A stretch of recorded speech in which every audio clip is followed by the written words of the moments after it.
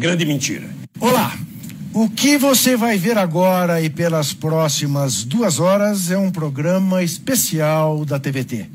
A primeira entrevista do presidente Luiz Inácio Lula da Silva desde que o site Intercept revelou conversas, digamos assim, nada republicanas entre o ex-juiz e hoje ministro da Justiça Sérgio Moro, o procurador Dallagnol e outros procuradores, que redundou no julgamento, na sentença e na prisão do ex-presidente Lula.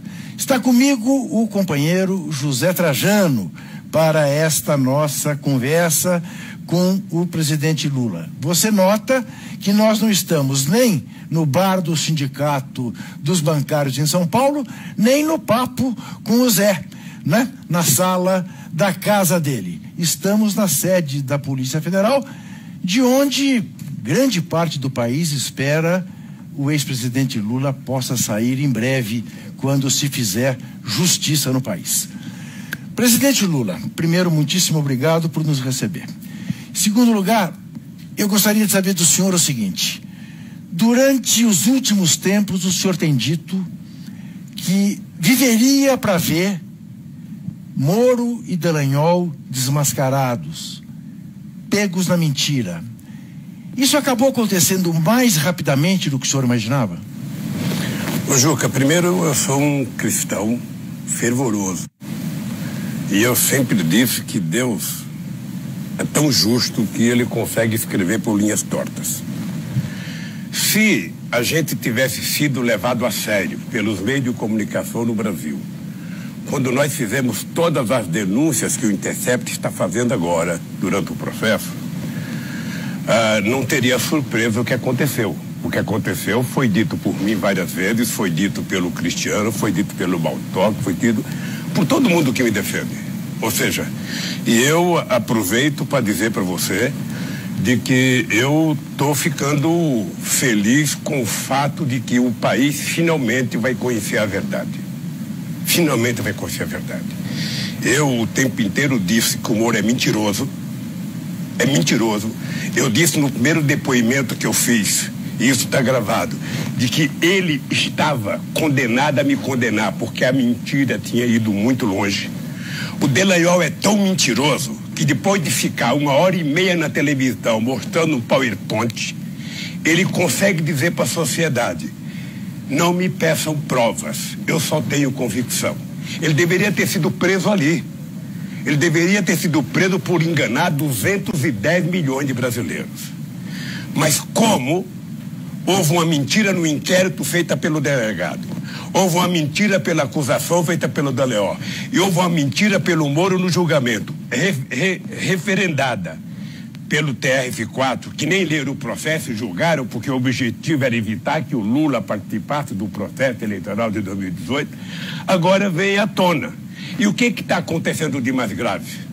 O que está acontecendo de mais grave é que eu estou vendo, nesse instante, a Globo tentando salvar o Dallagnol e tentando salvar o Moro.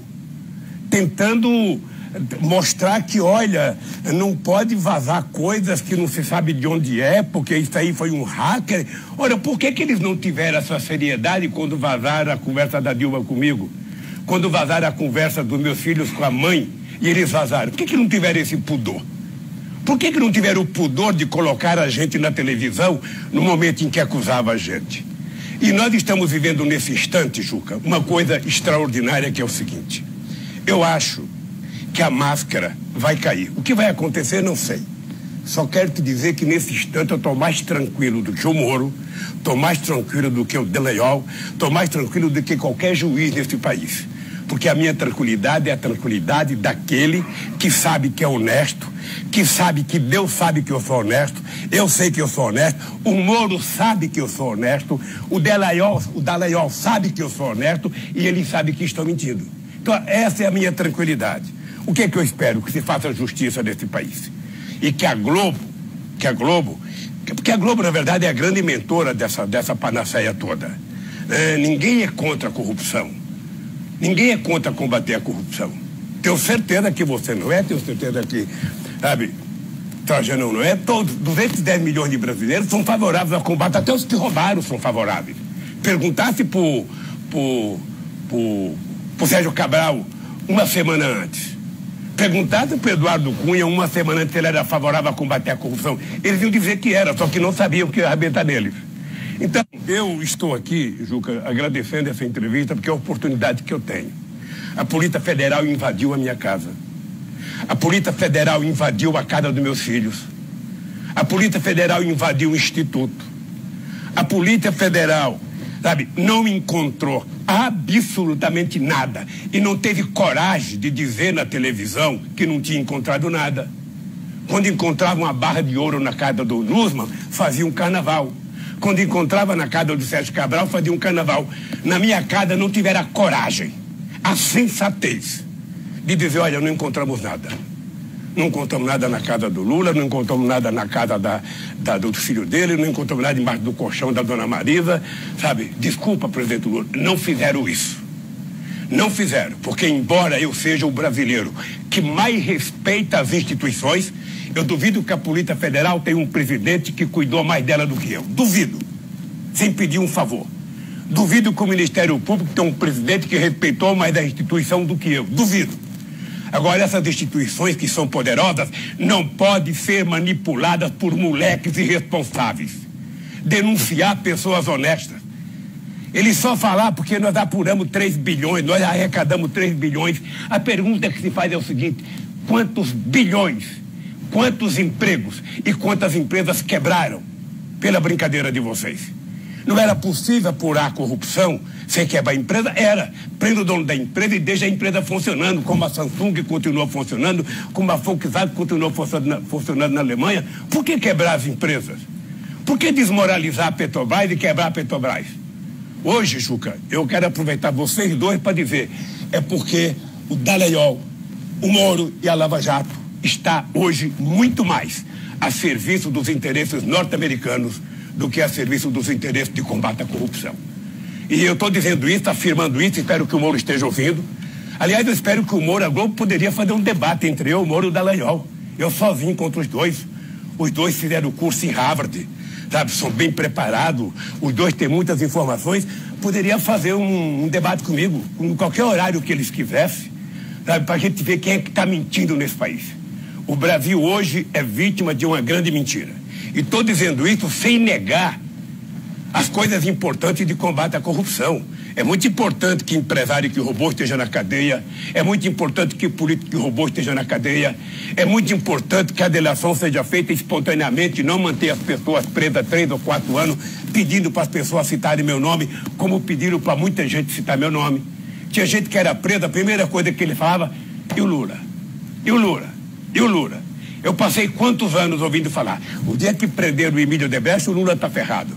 O dia que prendeu o Marcelo, o Lula está ferrado. O dia que prendeu o Léo, o Lula está ferrado. O dia que prendeu o Bunlai, o Lula está ferrado.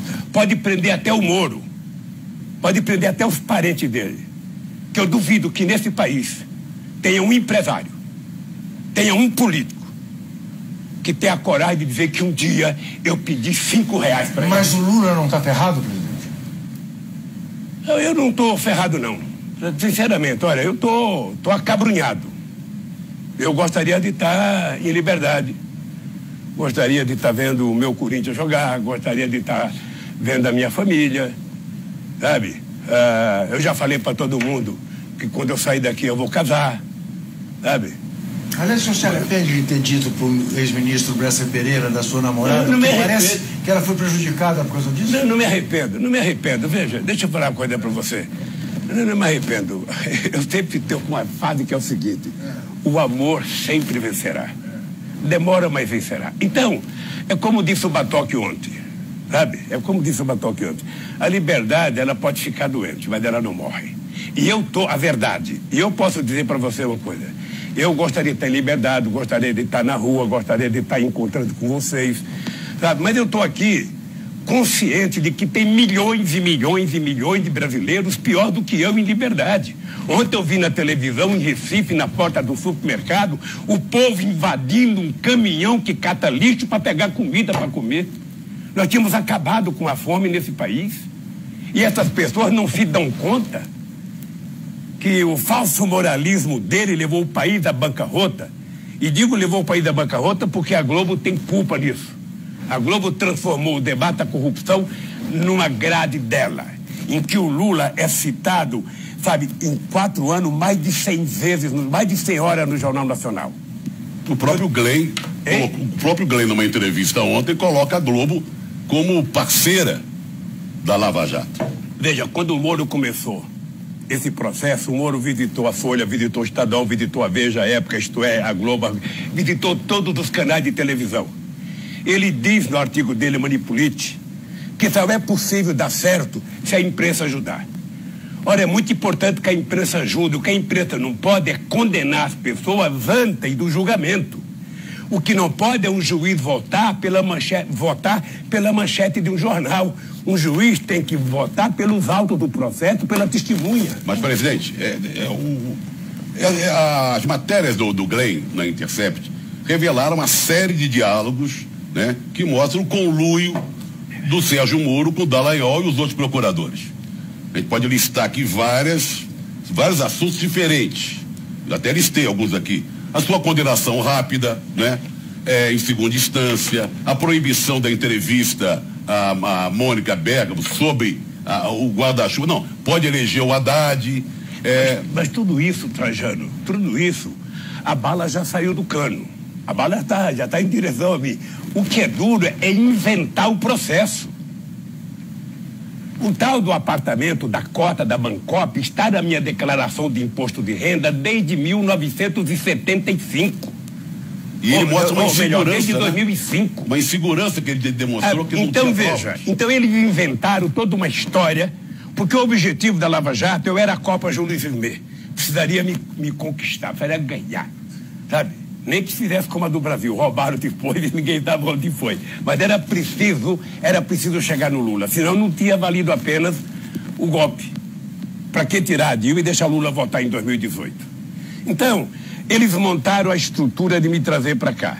No apartamento não dava para me trazer para cá. Então eles inventaram a seguinte fantasia. Tinha uma empresa offshore do Panamá que tinha comprado coisa da Petrobras e que eu estava envolvido nisso e tal. Quando prenderam a moça do offshore, descobriram que o offshore era dono do apartamento dos Marinhos de Paraty e descobriram que a empresa era dona do helicóptero da Globo. O que fizeram? Soltaram a moça, mas não me tiraram do processo. Quando nós entramos com agravo depois da sentença mentirosa do Moro, o que o Moro diz? O Moro disse, nunca disse que o presidente que a Petrobras está envolvida e nunca disse que o apartamento é do presidente. Então por que eu estou preso? Por fato indeterminado. Que fato é esse? Não sabe. Sabe? Ou seja, o que eles pensaram? Já que está tu, vai tu mesmo. Presidente, deixa eu lhe fazer uma pergunta.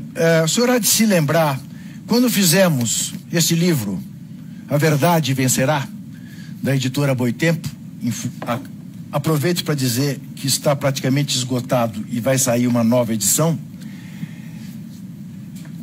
Há um momento em que o senhor se refere ao fato de que no Instituto Lula o senhor foi visitado por inúmeros grandes empresários brasileiros. Todos. O senhor poderia nominá-los, dizer que, porque, por exemplo, até onde é possível imaginar, algum dos Marinho os visitou? Muito, eu tive várias conversas. Eu tive com o João Roberto Marinho na casa do Palocci. Logo depois da manifestação de 2013, que eu queria saber qual era o papel da Globo de suspender a sua novela para transmitir aquela tarefa. E o João Roberto Marinho, que é a maior cara de pau, me disse, olha, porque tinha um clima insustentável dentro da Globo, e então nós achamos que era melhor suspender os artistas que queriam participar, sabe? Ora, eles não suspenderam a grade da Globo nem pro enterro do doutor Roberto Marinho, mas suspenderam. Mas ele não estava entre aqueles que lhe pediu para ser candidato à presidência? Para quê? Não, porque o que eu entendi... Não, deixa eu lhe falar uma coisa para você. Chegou o momento, isso não é bom falar por mim, porque senão dá a impressão que eu estou sendo arrogante, sabe? Mas chegou um momento em que era unanimidade o Lula ser candidato a presidente em 2014. Unanimidade. Não tinha um empresário de qualquer setor, seja do agronegócio, seja do etanol, seja do açúcar, seja da indústria automobilística, seja da construção civil, seja da indústria de máquina, não tinha um, seja banqueiro. Roberto Setúbal esteve comigo, o Trabuco esteve comigo, o Santander esteve comigo, todos eles. A salvação da lavoura era o Lula voltar a ser presidente. Bom, a partir de junho de 2014, eu disse que, eu não ia ser candidato a presidente. Eu ia porque, primeiro, não tinha, havido nenhuma demonstração da Dilma querer discutir o assunto. Se ela não queria discutir o assunto é porque ela queria ser candidata a presidente. E ela tinha o direito, porque ela era presidente. Então morreu o assunto. O PT queria que eu fosse, mas o PT também não tomava a decisão de dizer, olha, vamos abrir a discussão no partido. Até que chegou no Anhembi, a Dilma foi convidada para um ato do PT que tinha lá e o pessoal começou a gritar, volta Lula, volta Lula. Eu fui obrigado a fazer um discurso, dizendo que é preciso acabar com a brincadeira, a Dilma é nossa candidata a presidente e acabou. Então, a partir desse instante, começou a haver um afastamento dos empresários. Ou seja, eu não era mais, então, eles ficaram todos atrás do Aécio, ou alguns atrás da Marina e tal. Mas houve um momento em que eu era unanimidade. Isso poderia ser perguntado a outras pessoas, porque eles poderiam dizer melhor. Ou seja, todo mundo achava que eu deveria voltar para a presidência. Eu, na verdade, hoje, passado 8 anos, eu poderia ter discutido a minha volta. Eu estava, como é que fala? Eu estava no casco, eu estava afiado. Eu tinha tanta vontade de fazer o que eu não tinha feito. Eu estava com tanta vontade de fazer mais coisa que eu achava que era possível fazer, mas aí eu... Por exemplo... Está se arrependendo? Então, está se arrependendo de ter feito esse discurso lá? Não cabe arrependimento, Não cabe. Em política não cabe arrependimento, não foi, o tempo passou, tivemos um outro presidente, Dilma foi eleita, o Aécio fez a bobagem que fez de criar esse clima de ódio estabelecido no Brasil, de não acatar o resultado, tivemos o golpe com o impeachment e tivemos agora, como resultado, o país pariu essa coisa chamada Bolsonaro. O que o senhor queria fazer que não fez e que estava em cima dos cascos para fazer? Deixa eu te falar, primeiro eu acho que era possível cuidar mais dos pobres, era possível fazer mais coisas. Eu sei que eu fui o presidente que mais fiz, mas era possível fazer mais, era possível gastar mais em educação, era possível fazer mais universidade, mais escolas técnicas. Uma coisa que eu digo sempre, era necessário e hoje é urgente fazer uma regulação dos meios de comunicação nesse país. Esse país não pode ter os meios de comunicação dominados por 9 famílias, não pode. Não pode o cidadão ser dono da televisão, do jornal, do blog, é preciso regular. A última regulação nossa é de 1962, portanto não tinha nem fax, nem telefone celular, não tinha nada. Então é preciso regular. Então nós tínhamos um projeto de regulação feito nas conferências convocadas em 2009 pelo companheiro Frank Martins. Depois a gente achou que era imprudente mandar para votar no último ano em que os deputados todos estavam disputando a sua reeleição. E a gente sabia da quantidade de deputados que tinha rádio nos seus estados. Se a gente mandasse era perder, que era importante mandar no começo do mandato. Eu certa vez ouvi de um alto dirigente do PT que certas coisas não foram feitas porque quando você está numa situação de tá tudo bem, tá todo mundo feliz, é melhor não mexer nisso, porque se mexer nisso vai dar problema. Tem um pouco disso? Não, tem um pouco do seguinte, toda vez que você tenta brigar com a imprensa, sempre aparece alguém dizendo assim para você tem que tomar um café com eles, você precisa almoçar com eles, você tem que convidá-lo para um jantar, é preciso uma conversa. Então foi feito, o coitado do Zé Dirceu cansou de jantar com o Roberto Tivita. Eu conheci o Roberto Tivita na casa do Zé Dirceu. O Roberto Marinho vivia, o João Roberto Marinho vivia conversando com o Palocci, conversando com o Guido Mântica, conversando com o Zé Dirceu, conversava comigo, conversava com a Dilma. Nunca resolveu. Uma vez tem um episódio fantástico na eleição de 2006, eu era candidato à reeleição, e nós chamamos o João Roberto Marinho para conversar o papel do Globo na campanha. Eu era presidente, Sabe? E eu comecei a notar que candidato que tinha 2% na pesquisa tinha mais tempo no jornal do que eu, mais espaço. Aí chamamos o João Roberto Marinho para conversar, nós tínhamos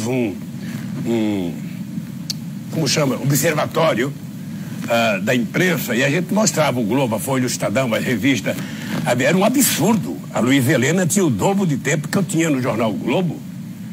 E aí nós chamamos o João Roberto Marinho para uma conversa, o que estava acontecendo. Ele falou, não, todo mundo é igual, nós tratamos igual, não sei das quantas, tal.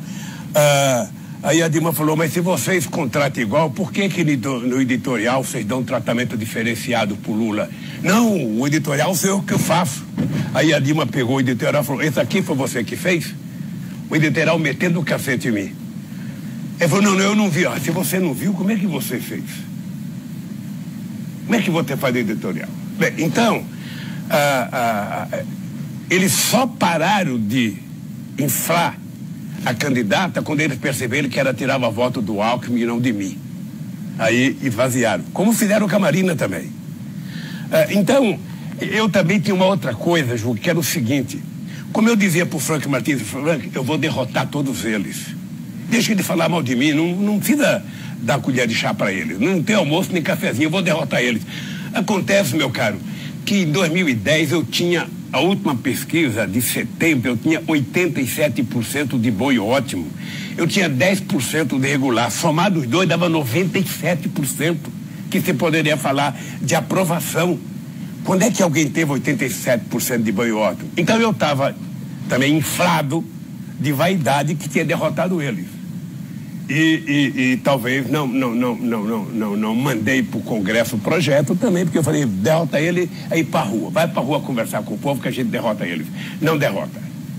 Eu tenho assistido mais televisão agora, porque não tenho o que fazer. Então fico vendo, sabe, missa, fico vendo culto, fico vendo a TV aberta, ou seja, é um absurdo que a sociedade está submetida, sabe, nesse dia a dia. Então é preciso que haja uma regulação. Isso tem que fazer parte de um programa. Qualquer candidato do PT daqui para frente tem que colocar no programa dele de campanha a regulação. E não tem que ter medo. Diga uma coisa. Eu ia falar da IBC, do canal que você tentou, que não foi para frente como se previa, né? O canal de televisão. Por que não decolou? Olha, talvez a gente tenha errado muito. Deixa eu te falar, eu não sou homem de televisão. Eu tinha vontade de criar um canal de televisão que tivesse um papel, que tivesse a RAI da Itália, que tivesse a BBC de Londres, sabe? Um canal que não precisava ter uma grande audiência, mas que fosse um canal de formação de opinião para as pessoas, sabe? Que fazem acontecer as coisas no país. E nós, quando aprovamos ela, nós devemos aprovação a uma heroína como a Tereza Cruvinel, que foi para dentro do Congresso conversar com senadores, a Helena Chagas, ou seja, e nós conseguimos aprovar uma TV com um orçamento, na época, de 300 e poucos milhões, que era o orçamento da Bandeirantes, na época. E eu queria criar uma televisão que tivesse alcance em toda a América Latina, em toda a América do Sul, principalmente, para que a gente pudesse, sabe, ensinar português também, sabe, fazer com que a gente fosse um bloco de verdade.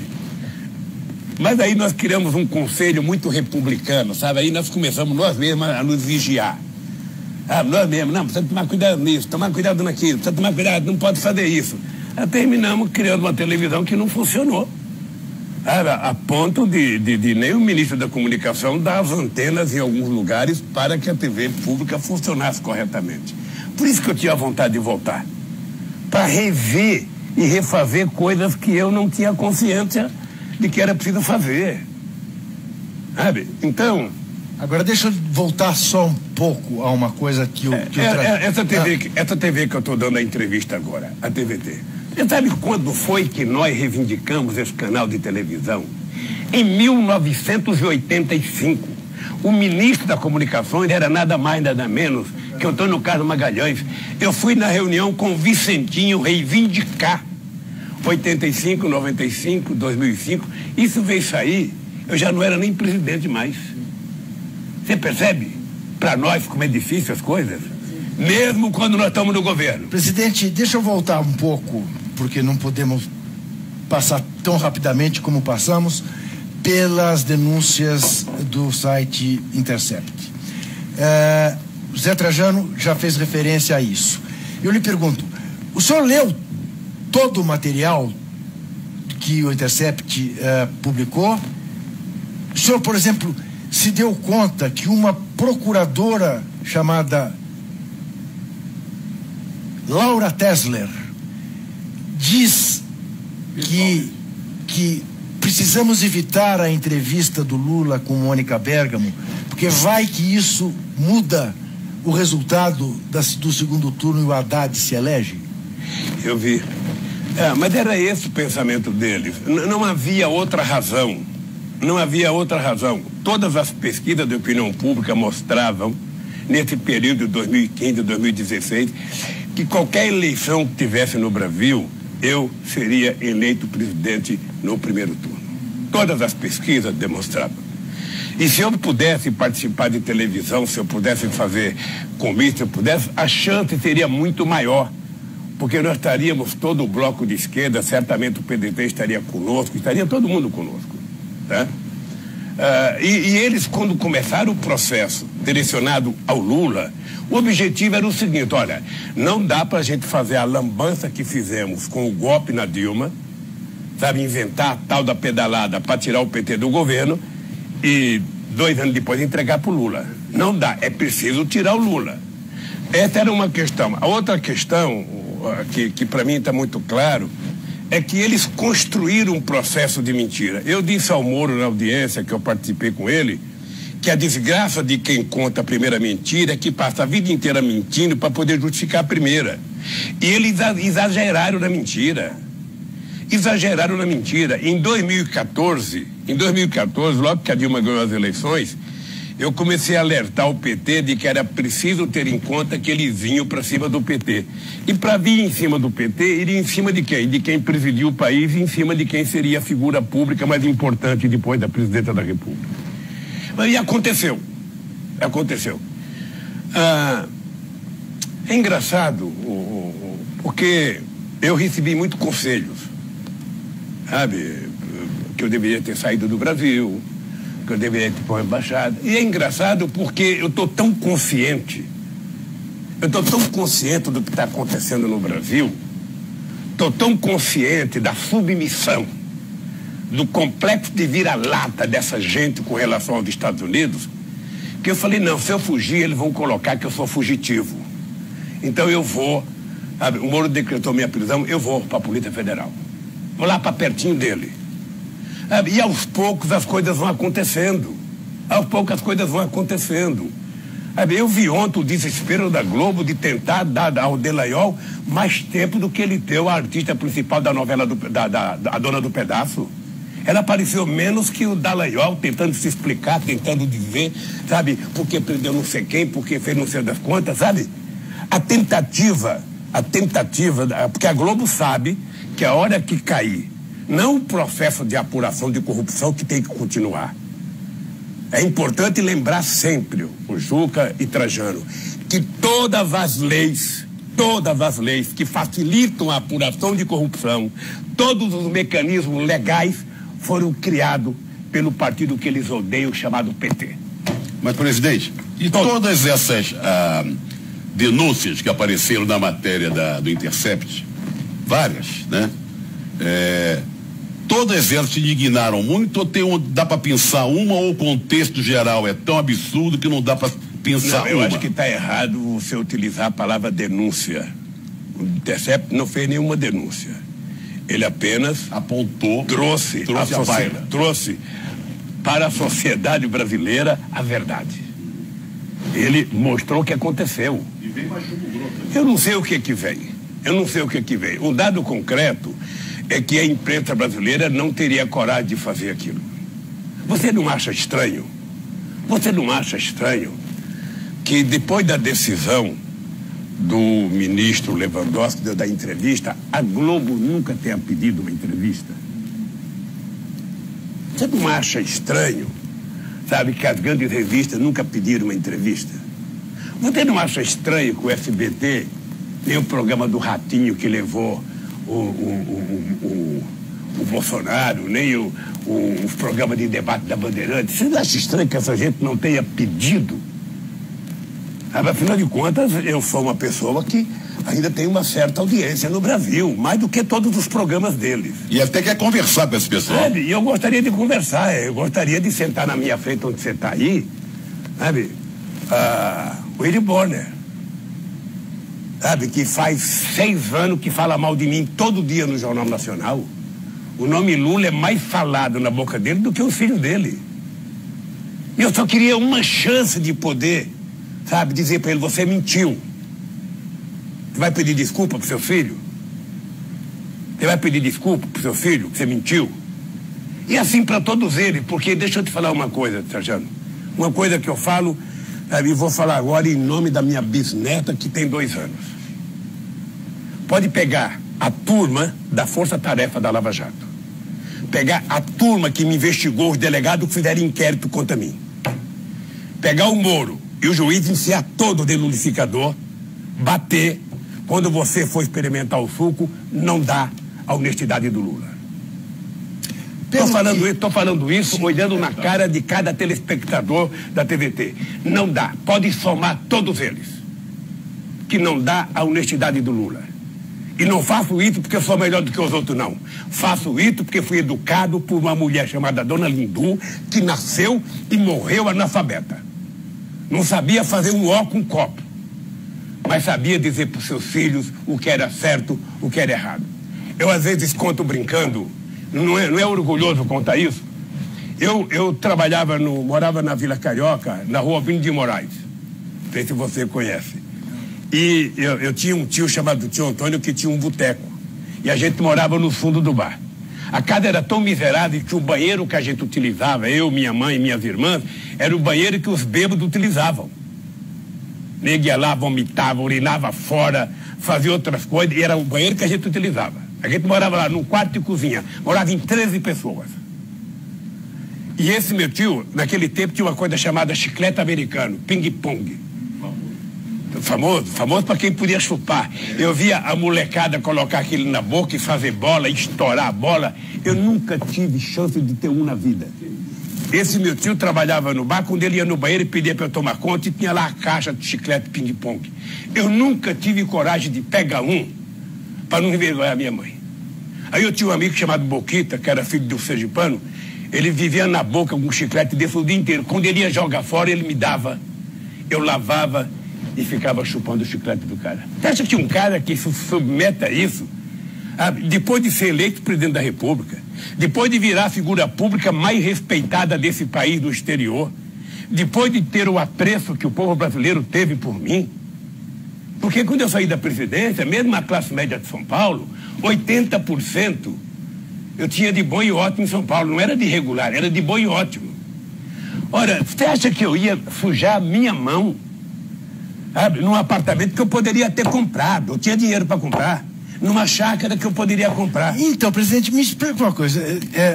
Há um dado que ninguém nega desde os seus tempos de presidente do Sindicato dos Metalúrgicos, que foi quando nos conhecemos, nas greves de 79 em São Bernardo do Campo. Eu, diretor do Sindicato dos Jornalistas, o senhor, presidente do Sindicato dos Metalúrgicos. Que o senhor sempre foi tido como um conciliador, uma pessoa capaz de unir os contrários. O senhor, como presidente da República, se dava tão bem com o Bush, presidente dos Estados Unidos, quanto com o Chaves, presidente da Venezuela. Ou seja, aqueles que se opunham, até dentro do seu partido, achavam que era demais, que o senhor conciliava demais, que era preciso algumas rupturas que o senhor não fazia. Por que tudo se voltou contra essa figura do conciliador, do cara que nunca foi de querer ir pro pau? Eu sempre fui assim. Eu fui assim quando era moleque, quando jogava bola, eu fui assim quando virei dirigente sindical, eu fui assim como presidente da República.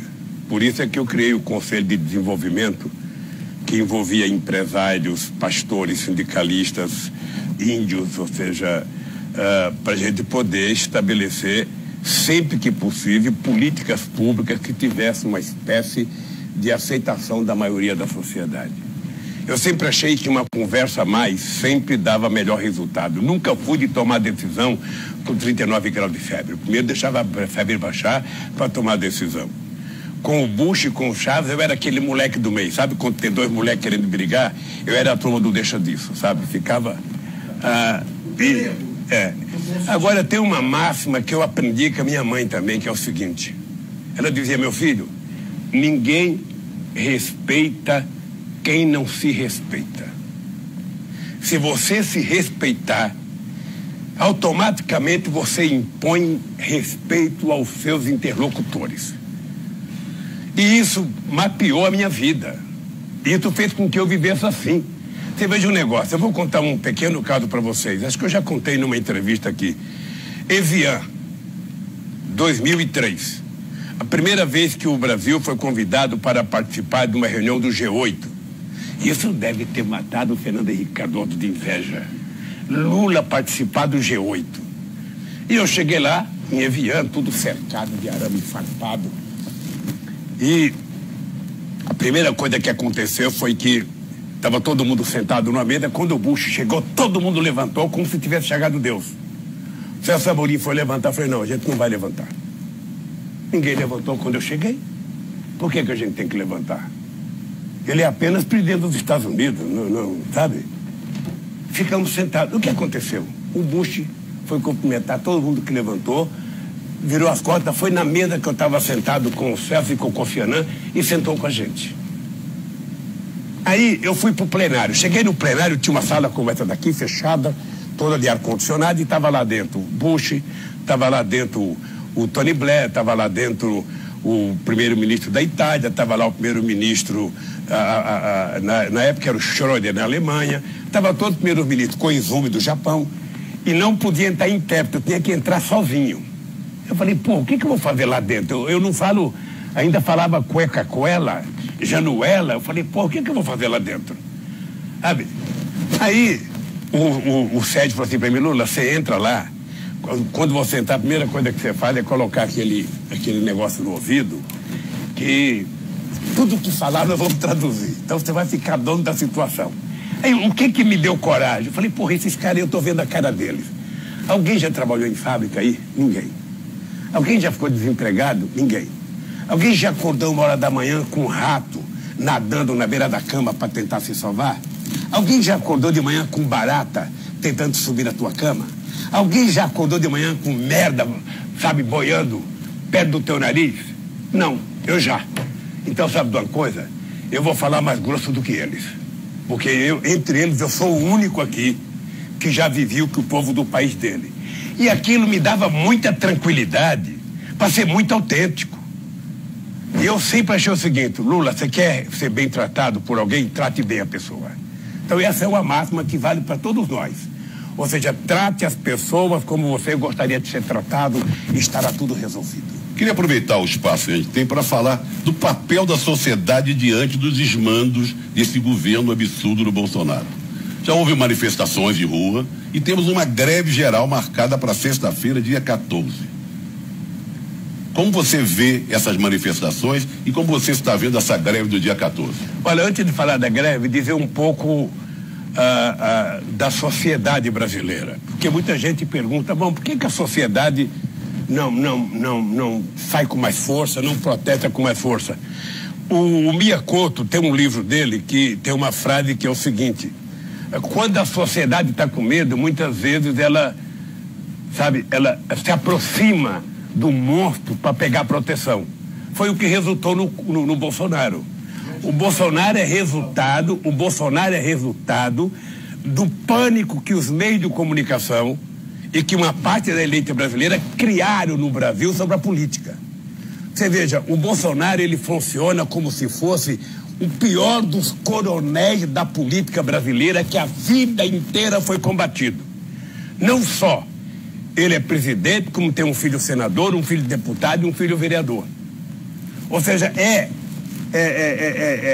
além de 28 anos de mandato. E conseguiu se vender para a sociedade enraivecida como o antissistema. toda vez que elege o antissistema, a tendência é não dar certo na história, nem do Brasil, nem do mundo. Por isso é que ele tem dificuldade de governar.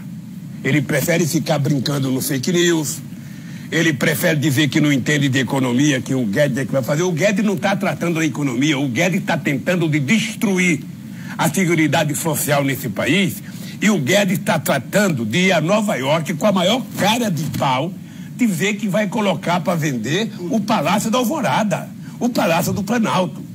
A única coisa que vai sobrar é a cadeira do Bolsonaro, que ninguém quer. Não vai ter ninguém para comprar. Olha, então, ele não está governando, ele está brincando. Ele está destruindo. Você sabe que é mais fácil destruir. Para construir o Coliseu, levou quantos anos? Para destruir, você pega, sabe, meia dúzia de dinamite e você explode aquilo em 5 minutos. Eles estão tentando destruir. É por isso que eu acho que a greve é importante, mas os dirigentes sindicais precisam ter consciência de que a greve tem que ter um propósito, tá?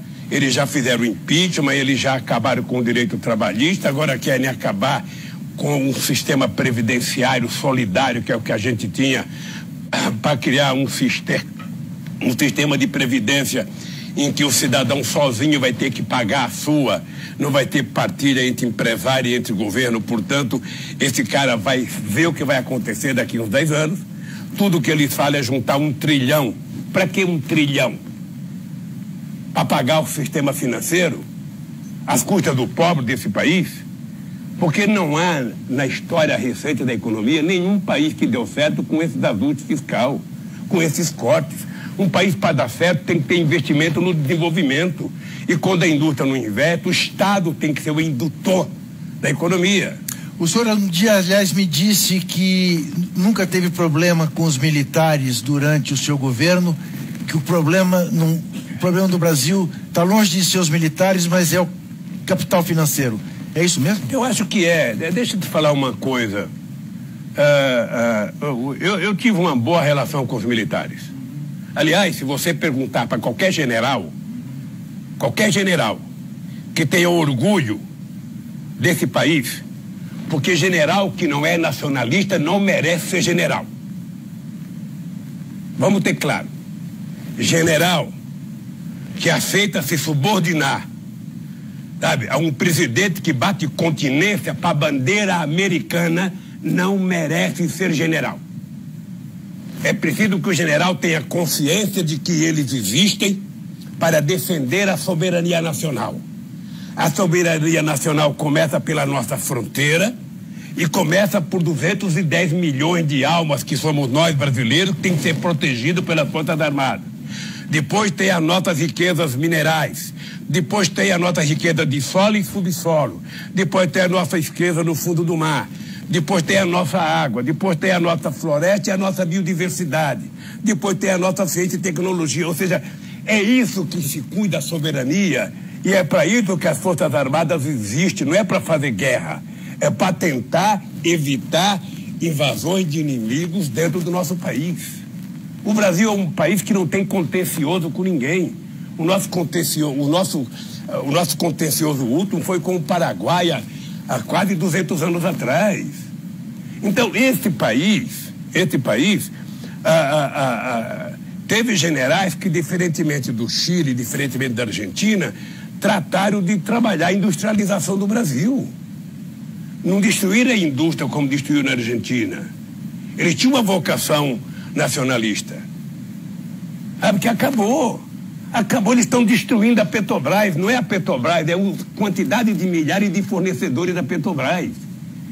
Quando a gente descobriu o petróleo, o pré-sal, a gente não tinha dimensão quanto era, por isso que a gente, vocês entrevistaram o Estrela, por isso que a gente cunhou a frase passaporte do futuro, porque a gente queria fazer refinaria para exportar derivados de petróleo e não exportar óleo cru como está fazendo agora e importando petróleo refinado. Nós não estamos importando gasolina. Eu vejo que você fica muito preocupado com a soberania nacional.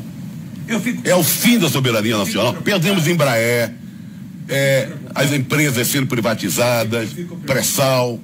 Eu fico preocupado porque não tem nada mais venal do que um administrador querer resolver o problema da sua empresa vendendo a sua empresa. Você não está resolvendo, você está desfazendo.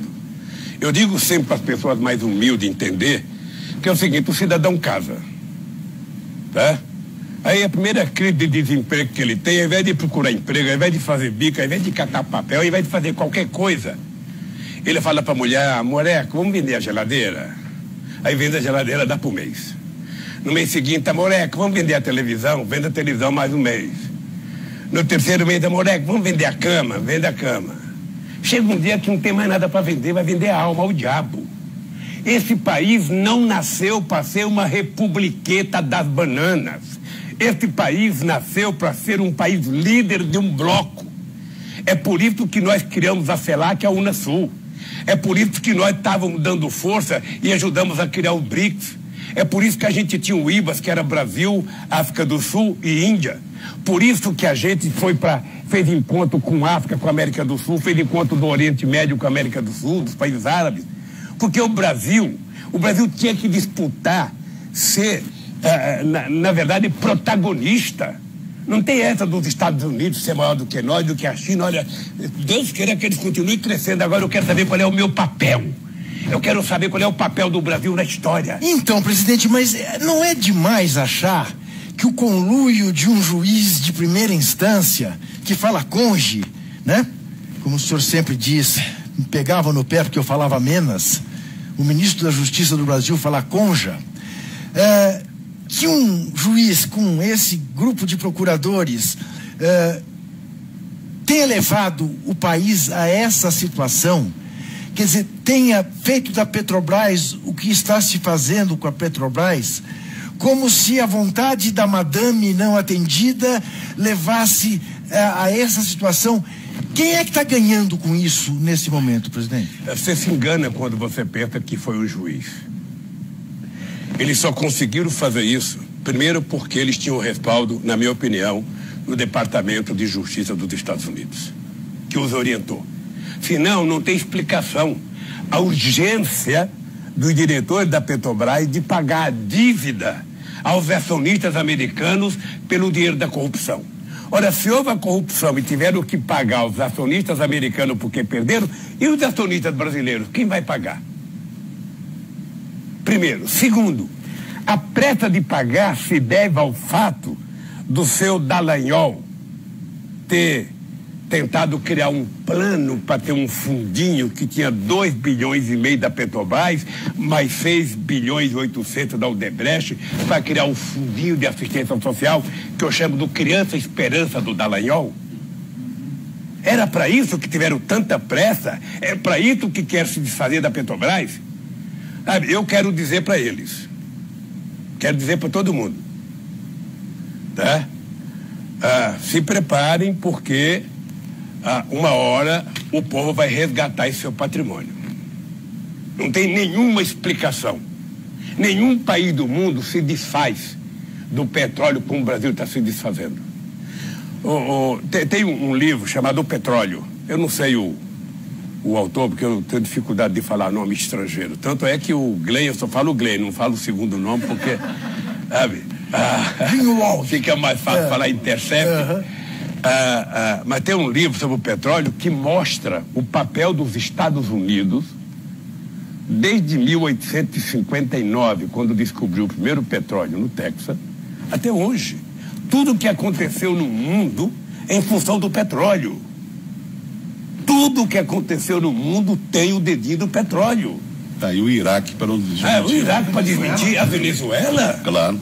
Essa estupidez do governo brasileiro, de forma medíocre, apoiar, sabe, um cidadão que se autoproclamou presidente da República, ou seja, foi o maior vexame da história.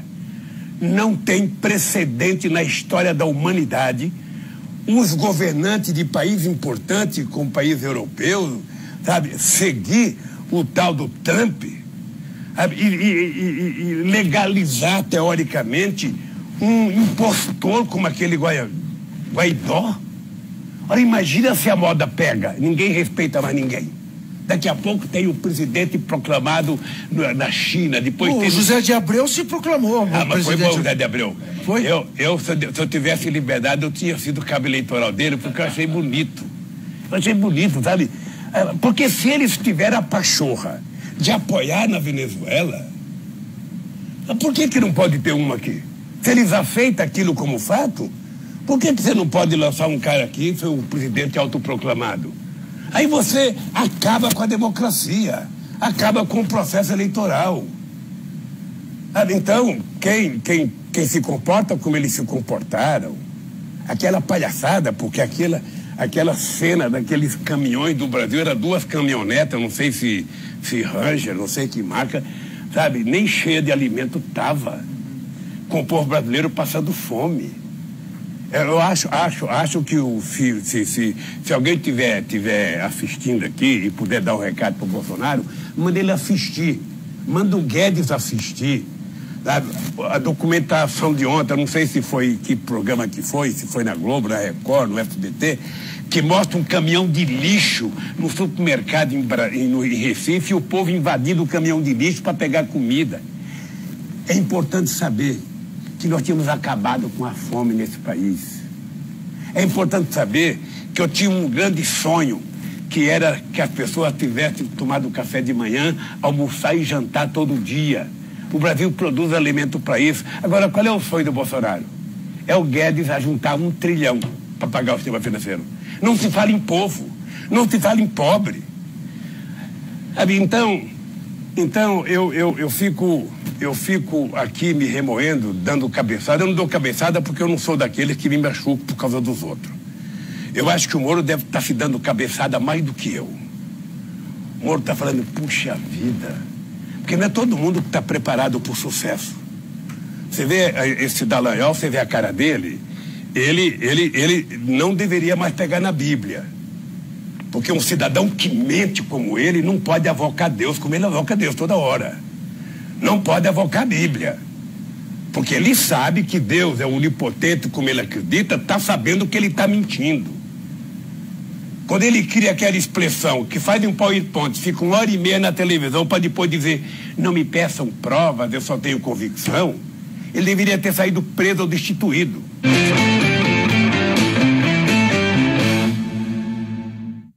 A TVT e a Rádio Brasil Atual são hoje o maior espaço democrático das rádios e TVs abertas no Brasil. Diariamente damos voz e espaço aos cidadãos que realmente escrevem a história deste país nas mais diversas áreas. E esse espaço precisa ser ampliado para que mais pessoas possam receber as notícias que as outras emissoras não dão. Por isso, neste dia especial, a gente vem reforçar essa vontade de seguir adiante com muito mais força. Para isso, nós precisamos da sua ajuda. Acesse catarse.me/TVT e faça uma doação. É a sua parceria que vai ajudar a TVT e a Rádio Brasil Atual a tornar cada vez mais fortes os nossos sinais e alcance na rádio, na TV e nas redes sociais. TVT e Rádio Brasil Atual. Agora você tem alternativa.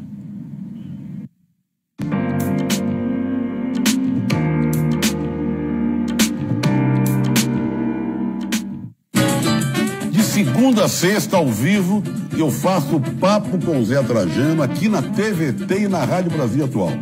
Falo de política, de música, de literatura, de cinema e de esportes. Convido todos vocês a participar, incluir a participação do público através de WhatsApp.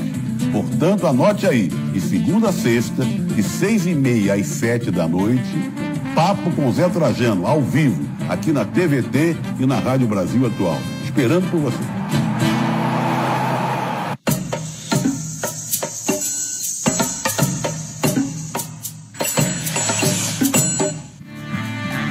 No Entrevistas dessa semana, vamos conversar com o presidente da Central Única dos Trabalhadores, Wagner Freitas. Nossos temas: a greve geral do dia 14 e o futuro do trabalho e do sindicalismo no Brasil.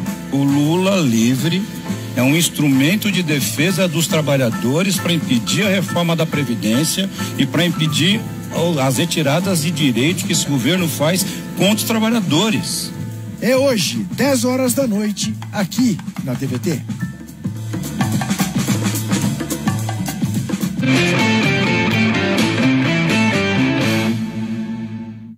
Porque o meu processo é 100% decisões políticas.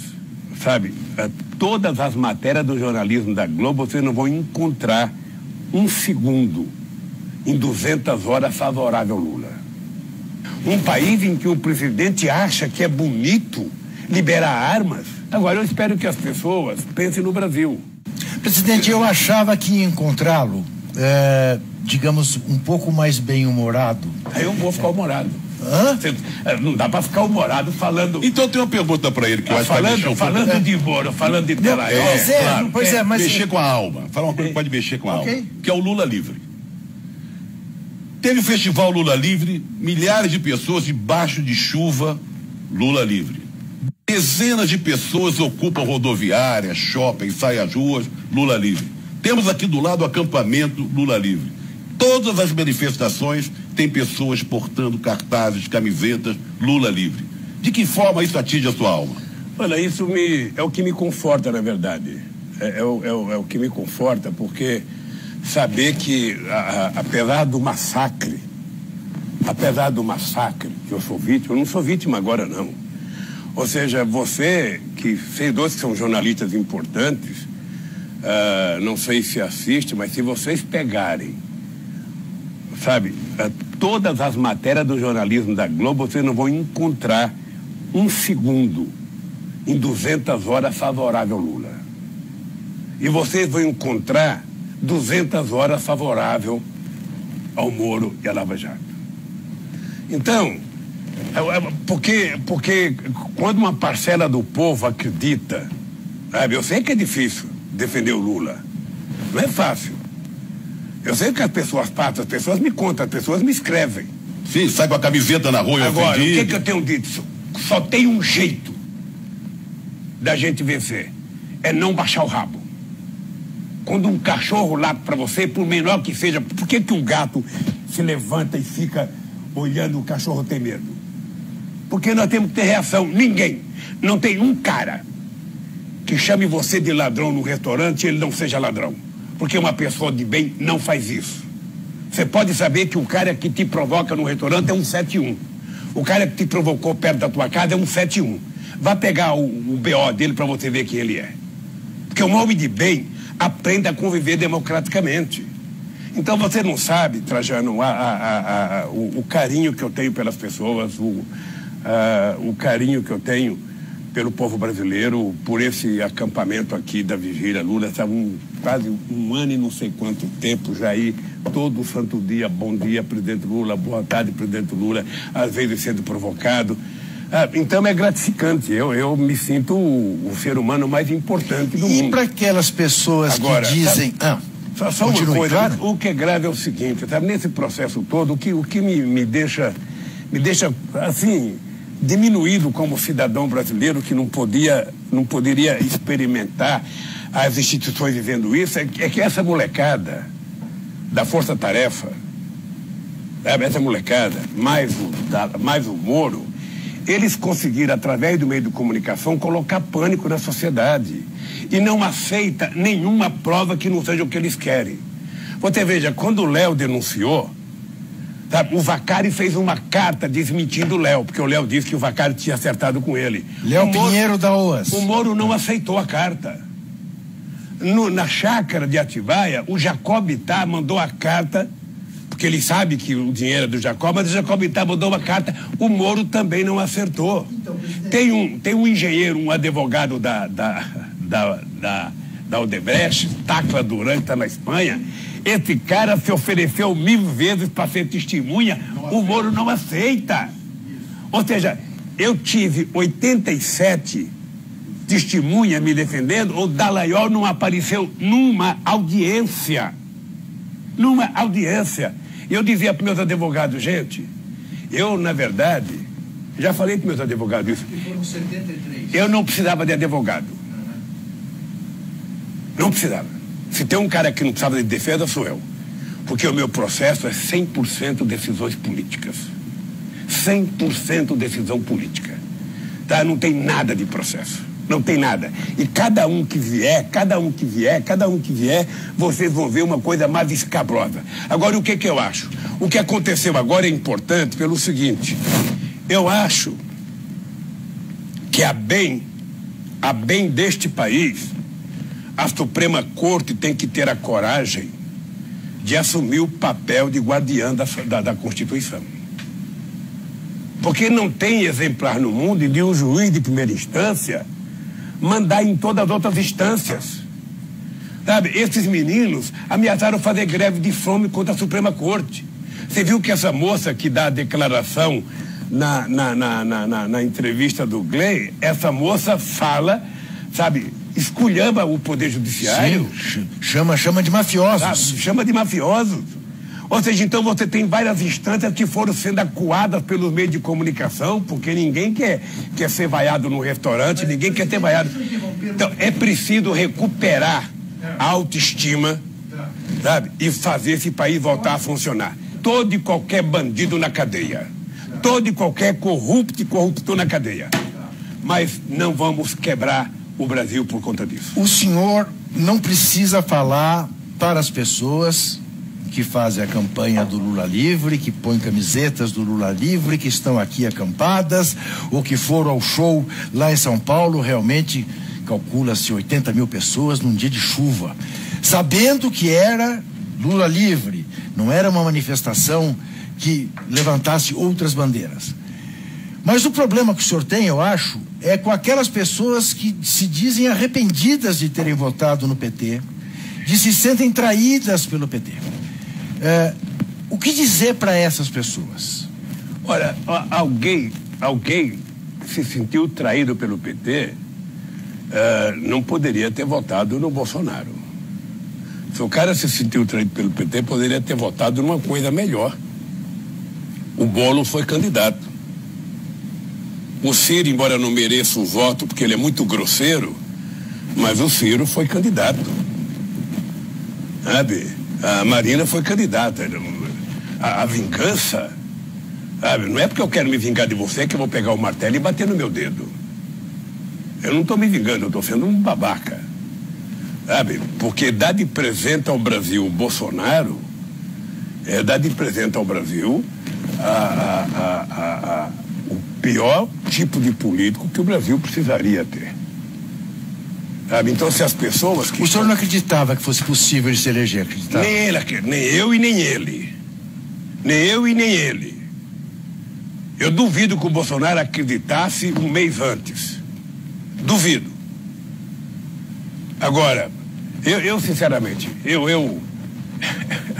aquela facada para mim tem uma coisa muito estranha. Tem uma coisa muito estranha. Uma facada que não aparece sangue em nenhum momento. Uma facada que o cara que dá a facada é protegido pelo segurança do Bolsonaro. Eu conheço segurança de palanque. Se é um caso comigo, sabe, eu teria que pular em cima do meu segurança para não matar o cara. O cara que é protegido pelo segurança do Bolsonaro. A faca que não aparece em nenhum momento. Sabe, tem muita história estranha, suspeita. O cara que não vai em nenhum debate.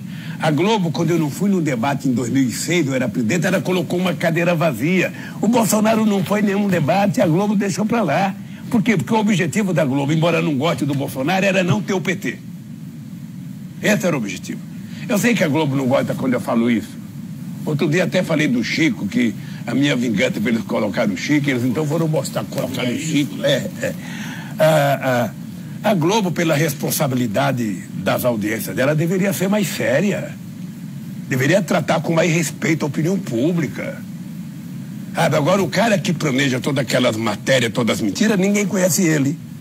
Não aparece no jornal, não aparece fotografia dele, ninguém sabe onde ele mora. Eu não sei se é o Alicame, eu não sei se é o diretor que é ele que prova tudo aquilo. Porque não é o Boni que escreve as matérias. O Boni, eu acho que é leitor de telepronta, né? Não, ele escreve também, mas tem um superior a ele, ou vários superiores. Que manda. Então, não é possível que alguém perca tanto respeito pela sociedade que não tenha compromisso com a verdade. Nesse caso do Neymar, eu não posso dizer que o Neymar tem culpa, porque, sabe, e nem que a moça está mentindo. Eu não posso dizer, eu não conheço nada. Mas a pressa E a voracidade com que a Globo foi para tentar inocentar o Neymar de pronto, foi um negócio absurdo.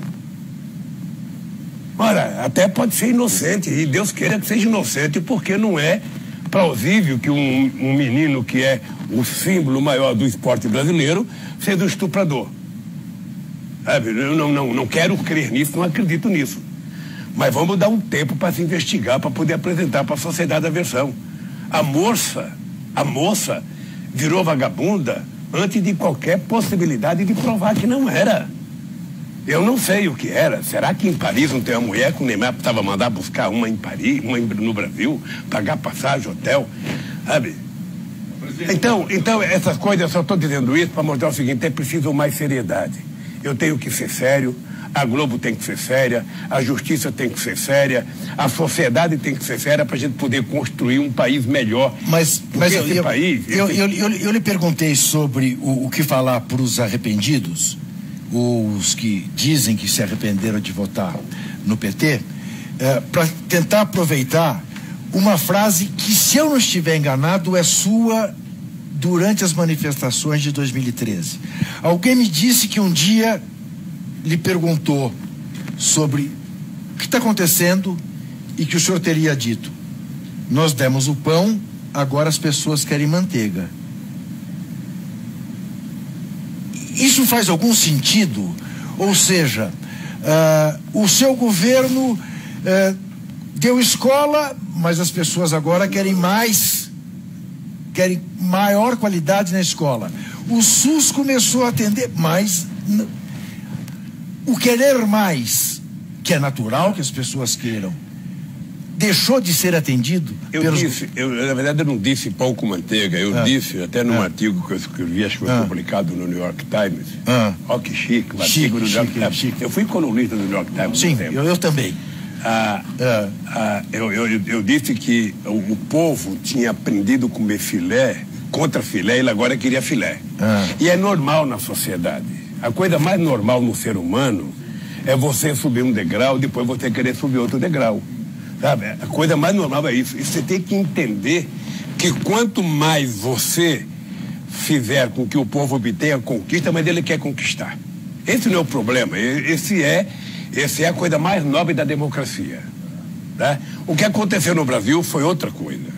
O que aconteceu no Brasil é o fenômeno que o Gessé descreve muito bem no livro dele sobre a classe média brasileira. Tá? Você tem um segmento da sociedade que não aceita a ideia das pessoas mais humildes chegarem próximo dele. Sabe? Não aceita, ou seja, você colocar gente pobre da periferia para fazer, sabe, através de bolsa de estudo do ProUni ou do FIES, faculdade, nas melhores faculdades privadas do país, ou nas melhores públicas do país, as pessoas não aceitam. Você vê as pessoas começarem a comprar carro novo, as pessoas começarem a frequentar restaurante, a frequentar teatro, a frequentar o Ibirapuera. A viajar. Não, e pegar avião, então. Nem ir pro Piauí de avião, ir pro Ceará de avião, não querer mais ir de ônibus. Tudo isso incomoda uma classe média que estava acostumada com esse país sendo governado para 35% da população. Quando nós resolvemos governar o Brasil para todos, eu dizia, eu nunca escondi, eu vou governar para todos. Agora é importante todo mundo saber que as pessoas mais necessitadas terão um bife a mais. É assim, por isso é que nós aprovamos aumentar o salário mínimo, sabe, junto com o crescimento do PIB e com a inflação. Por isso ele cresceu 74%. E por isso ele foi a coisa mais transformadora no crescimento da renda do povo pobre desse país. O senhor disse para mim outro dia, quando eu vim vê-lo, que o senhor sair daqui não vai mais falar em distribuição de renda, vai falar em distribuição de riqueza. O que significa? Significa que é o seguinte, veja, você precisa começar a garantir que as pessoas tenham participação na riqueza desse país, ou seja, quando você fala em segurar uma aposentadoria de qualidade definitiva, educação de qualidade, sabe? Quando você está dando a um pobre o direito dele estudar gratuitamente, se ele virar um cientista, você está dando riqueza para esse cara. Quando você dá para esse cara uma casa, sabe, com subsídio para ele poder pagar a prestação, você está dando riqueza. Essa gente tem que participar mais do lucro que ele ajudou a produzir o país. É preciso repensar, porque nós estamos regredindo. Se você imaginar a economia brasileira, veja, você teve a Revolução Russa em 17. Por conta da Revolução Russa, você teve o mundo ocidental se preparando para enfrentar, mas com medo, cedendo alguns benefícios. Aí você teve a Segunda Guerra Mundial, dividiu o mundo em dois, a parte ocidental e a parte oriental. A Rússia ficou com um pedaço, os Estados Unidos ficou com outro. Ora, o que o mundo capitalista fez? Tratou de fazer o famoso estado de bem-estar social, não porque gostasse dos trabalhadores, mas porque estavam com medo dos trabalhadores ter a mesma vontade que tiveram os trabalhadores russos em 1817 de fazer uma revolução. Então se criou um Estado que se distribuiu renda e permitiu que o povo tivesse um padrão de vida. Você percebeu que nos últimos 10 anos só caiu a renda do povo americano, caiu a renda do povo europeu. Não há mais ameaça. Caiu o muro de Berlim, não tem mais ameaça. Então, o que está acontecendo no mundo inteiro é um retrocesso. É um retrocesso da organização sindical. Você sabe que eu escrevi carta para esse cidadão que está preso no Japão, da Toyota, da Nissan? Sim, da Nissan. Eu escrevi uma carta para ele a pedido do sindicalismo americano para ele permitir que os trabalhadores se sindicalizassem. Porque ele não permitia que os trabalhadores se sindicalizassem. Em muitos estados americanos, o trabalhador não consegue se sindicalizar porque os empresários fizeram acordo com o governador que só ia para lá se não tivesse sindicato. Agora, o senhor não acha que a União Soviética seja um exemplo? Não é. Esse que é o problema dos meus queridos companheiros, que é o seguinte. A revolução, a minha tese hoje, aos 73 anos de idade, é que a Revolução Russa de 17, ela terminou causando um benefício extraordinário aos trabalhadores, sabe, do Ocidente. E não causou na própria Rússia o benefício. O padrão de vida do sueco, do holandês, do finlandês, do dinamarquês, do alemão, do francês era muito maior do que o russo. Mas por quê? Por conta da Revolução Russa. Sabe? Então foi uma pena que a Revolução Russa não tenha dado aos trabalhadores russos um padrão de vida que... Eu queria mudar um pouco. Que os europeus deram por conta da Revolução Russa. Dia 25 vai ter um julgamento, né? Eu já vi uma entrevista sua dizendo que não gosta de criar expectativas para quem está aqui dentro, mas a gente não pode negar, está diante de um fato. Dia 25 há um julgamento que, quem sabe, diante dos indícios todos, de tudo que foi mostrado pelo Intercept, pelo Glenn, vamos falar só o primeiro nome dele, dá uma possibilidade da sua liberdade. Qual a sua expectativa diante desse dia 25? Olha, a minha expectativa, o Juca agora há pouco brincou que ele imaginava me encontrar com muito mais humor, é que não é possível tratar da minha prisão com humor. Mas eu não acho que está mal-humorado, não, tá bem? Senão o pessoal dizia, pô, esse Lula é maluco, ele está preso e está rindo do quê, pô? Sabe? Mas também não estou com raiva. Eu tenho ressentimentos. Sabe? Você sabe que eu sou um cara que eu não costumo guardar ódio. Para mim dura meio minuto. Tá? Eu pode ficar certo que eu não levo para casa. Aprendi que quem tem ódio sofre. Sabe? Mais do que a pessoa odiada. Então, eu me cuido. Então, por que eu não gero expectativa? A única coisa que eu espero é que se faça justiça. Eu estou pedindo a Deus para que em alguma instância se leia o meu inquérito. Porque eu vi o julgamento no STJ, ninguém leu a minha defesa. Ninguém leu, ou seja, então foi contada uma mentira pelo delegado que fez o inquérito, essa mentira aumentou em 500 páginas pela mentira do Ministério Público, depois houve a mentira do juiz, depois houve a mentira do TRF4, sabe? E você tem, acho que o processo já está mais com 300 mil páginas. Olha, o principal, para saber se eu tenho um apartamento ou não, é ir no cartório de Santos, saber se eu tenho, lá do Guarujá. Está no nome dele, ele comprou, tem escritura, pagou. Se não tem, não é dele. Sabe? Não é dele, então. Então tem a chácara. a chácara do Lula. Bom, mas não é do Lula porque nós pegamos cheque administrativo do Fernando Bittar comprando. Então teve a reforma. Olha, mas a reforma foi feita na chácara do Fernando, então o Fernando que paga pela reforma. Por que o Lula tem que ver com isso? Mas você dormiu na cama. Você dormiu na cama. Se você dormiu na cama, o benefício foi para você. Assim não é possível acreditar nas coisas. Então, eu espero que a Suprema Corte, sabe, recupere um padrão de confiança na sociedade que nunca pode perder. Porque, veja, se a sociedade brasileira tem desconfiança da imprensa, tem desconfiança da igreja, tem desconfiança da política, não acredita no Congresso Nacional, não acredita no Senado, não acredita na sua polícia, e não acredita no judiciário, nós estamos criando uma sociedade anarquista, aí vale tudo, ou seja, cada um por si e Deus para todos. É por isso que um cidadão se dá o luxo de um moleque artista levar o pai e a mãe para apresentar junto com a namorada para o pai, e o democrata lá pega um revólver e ao invés de falar parabéns, ele atira, mata o moleque, mata o pai, mata a mãe. O cidadão para no carro para reclamar do outro, o cara já sabe com um revólver e já tira. Um país em que o presidente acha que é bonito liberar armas, porque na verdade ele está liberando armas para quem pode comprar arma, significa para quem é rico, para matar pobre. É isso que ele está comprando, tá? Porque quem ganha um salário mínimo não pode comprar arma nesse país. Segundo, um presidente da República que resolve achar que é bonito, não, com 20 pontos perder carteira, não, vamos ter que abrir, vai ser 40 ou 60, então corra à vontade. Ele sabe que parte da morte no trânsito é causado por irresponsabilidade, por motorista bêbado, por um monte de coisa. Ele sabe disso, então tudo que foi feito para regular um pouco a sociedade, para tentar criar... Eu lembro quando foi implantado o cinto de segurança no Brasil, em São Paulo, sobretudo, eu lembro que ninguém respeitava.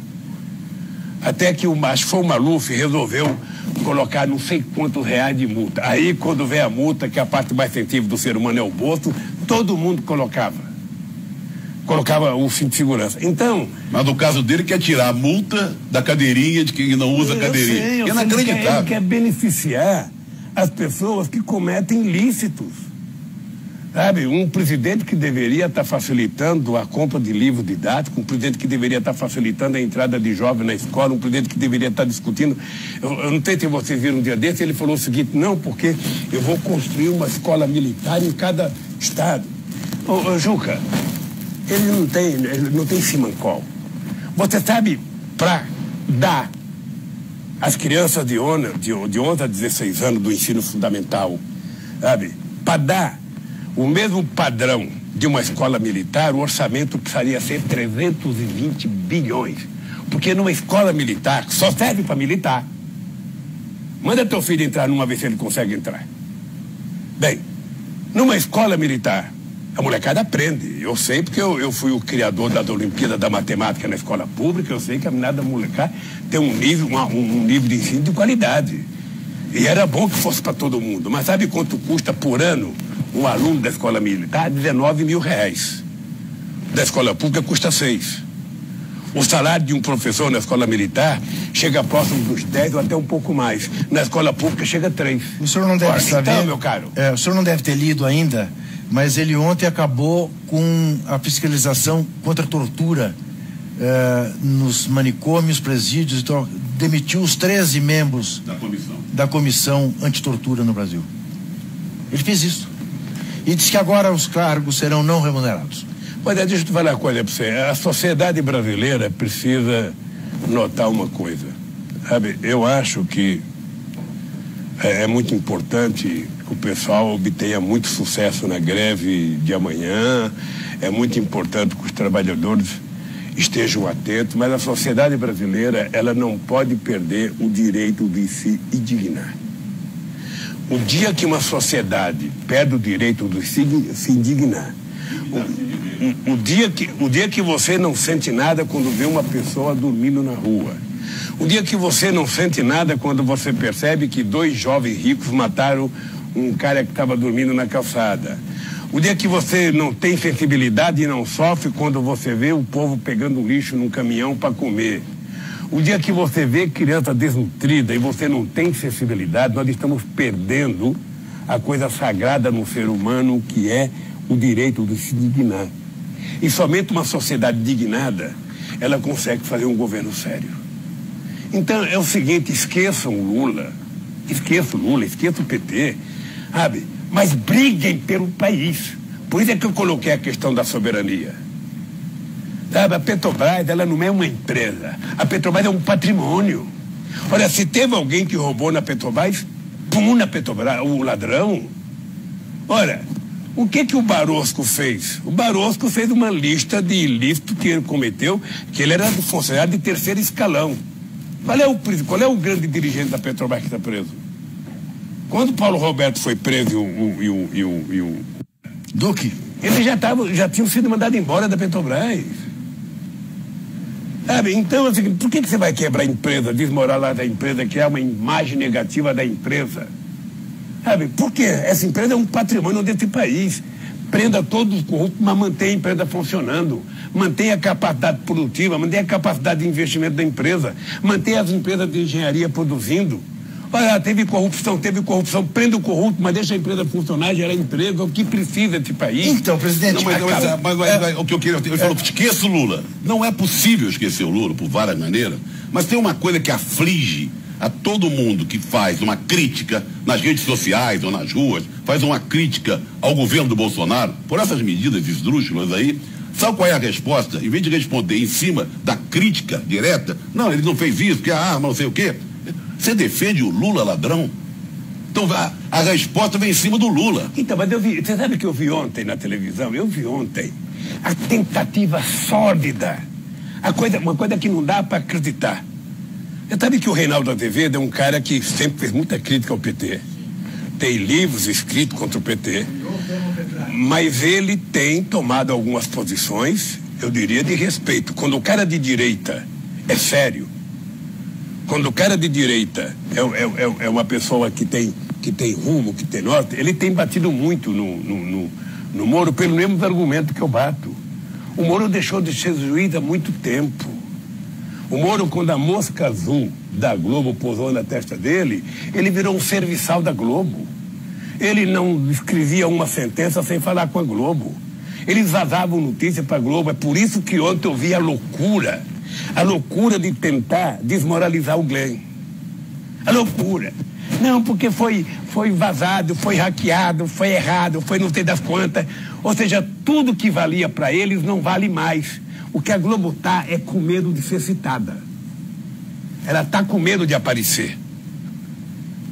Ela tá. E olha, se tiver muita coisa gravada, certamente a Globo aparece. Certamente, porque nada foi feito na Lava Jato sem que eles conversassem. Qual é a manchete da quinta-feira? Aliás, tem uma coisa que aparece na gravação, que é o Moro cobrando do Dallagnol. E daí? Tá demorando muito. A operação tá demorando. Por quê? Não tem novidade. Porque eles adotaram o seguinte critério. Nós, toda vez que tiver um certo silêncio, sabe, nós vamos ter que vazar alguma coisa para ocupar o espaço. Então é normalmente na quinta-feira. Pode ver que faz tempo que tudo acontece na quinta, sexta, sábado e domingo, para ocupar até o Fantástico. Aí na segunda-feira começa a nova rotina até. Essa semana passada estava uma semana de notícia mais ou menos favorável ao Lula, favorável à esquerda, favorável ao PT, tá? Não sei das contas. Quando foi na quinta-feira, o que aparece? O juiz lá de Brasília aceita uma denúncia que me envolve. Sabe? Aqui tem uma coisa engraçada. Eu estou respondendo um processo aqui, vou prestar depoimento. Em 2016, um delegado, eu não vou citar o nome dele, ele cita o meu, mas eu não vou citar o nome dele. Um delegado disse que o amigo do Palocci era eu, o amigo do italiano. Então, na época, eu processei ele. Bom, qual não é minha surpresa que agora ele é o cara que veio me interrogar. Então veja o absurdo. Ele é o cara que fez a delação do Palocci. Então, ele utiliza o Palocci como argumento da sua própria defesa, o Palocci confirmar tudo que ele disse, e o Palocci utiliza ele para sair daqui com um bom dinheiro e viver a vida dele. Que esse é o papel de delator, né? Só delata quem rouba. Quem rouba, delata. Quem tem dinheiro para gastar, sabe? Então, nós exigimos alguns documentos, estou esperando para prestar depoimento. Eu só quero te mostrar que eles se meteram num emaranhado de mentiras e conexões duvidosas que eu não sei como é que eles vão sair. Ou seja, gente, vocês não têm noção do que eles fizeram lá em Atibaia, no sítio. Eles foram pegar o caseiro, a mulher do caseiro. Foram de noite 6 caras com carro preto, fardado, com distintivo de Ministério Público, dentro do caveiró. Deixa eu lhe interromper nisso, porque eu quero relembrá-lo.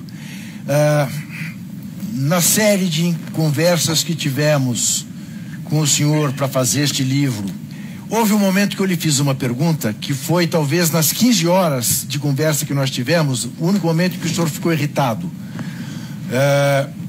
E que infelizmente acabou não fazendo parte, porque na edição coisas têm que ser dispensadas, e esta foi. Eu fiz uma pergunta dizendo ao senhor o seguinte: se eu recebesse da Polícia Federal o documento rasurado do triplex, eu teria publicado sem lhe ouvir. O senhor ficou bravo, bateu na mesa, virou-se para mim e falou assim: Juca, eles entraram na minha casa, levaram tudo há 6 meses e eu nunca mais pude ver nenhuma das coisas que levaram da minha casa. Quem lhe garante que não foi rasurado na polícia? E eu me lembro que eu me dei conta que eu tinha feito a pergunta de maneira errada e que o senhor tinha motivo para ter se irritado. E passados uns 15, 20 minutos, os outros 3 perguntavam e eu não. O senhor virou-se para mim de repente e disse: ô, Juquinha, é para perguntar, não veio aqui para perguntar, pergunte. O senhor acha que foi a polícia que rasurou aquele documento? Eu não sei. Eu não posso ser leviano como eles foram comigo. O que não é possível é alguém pegar documento, ficar com documento anos, não foram meses, anos, e depois me apresentar: isso aqui está rasurado. Ora, por que não foi vocês? Quem é que me disse que não foi vocês?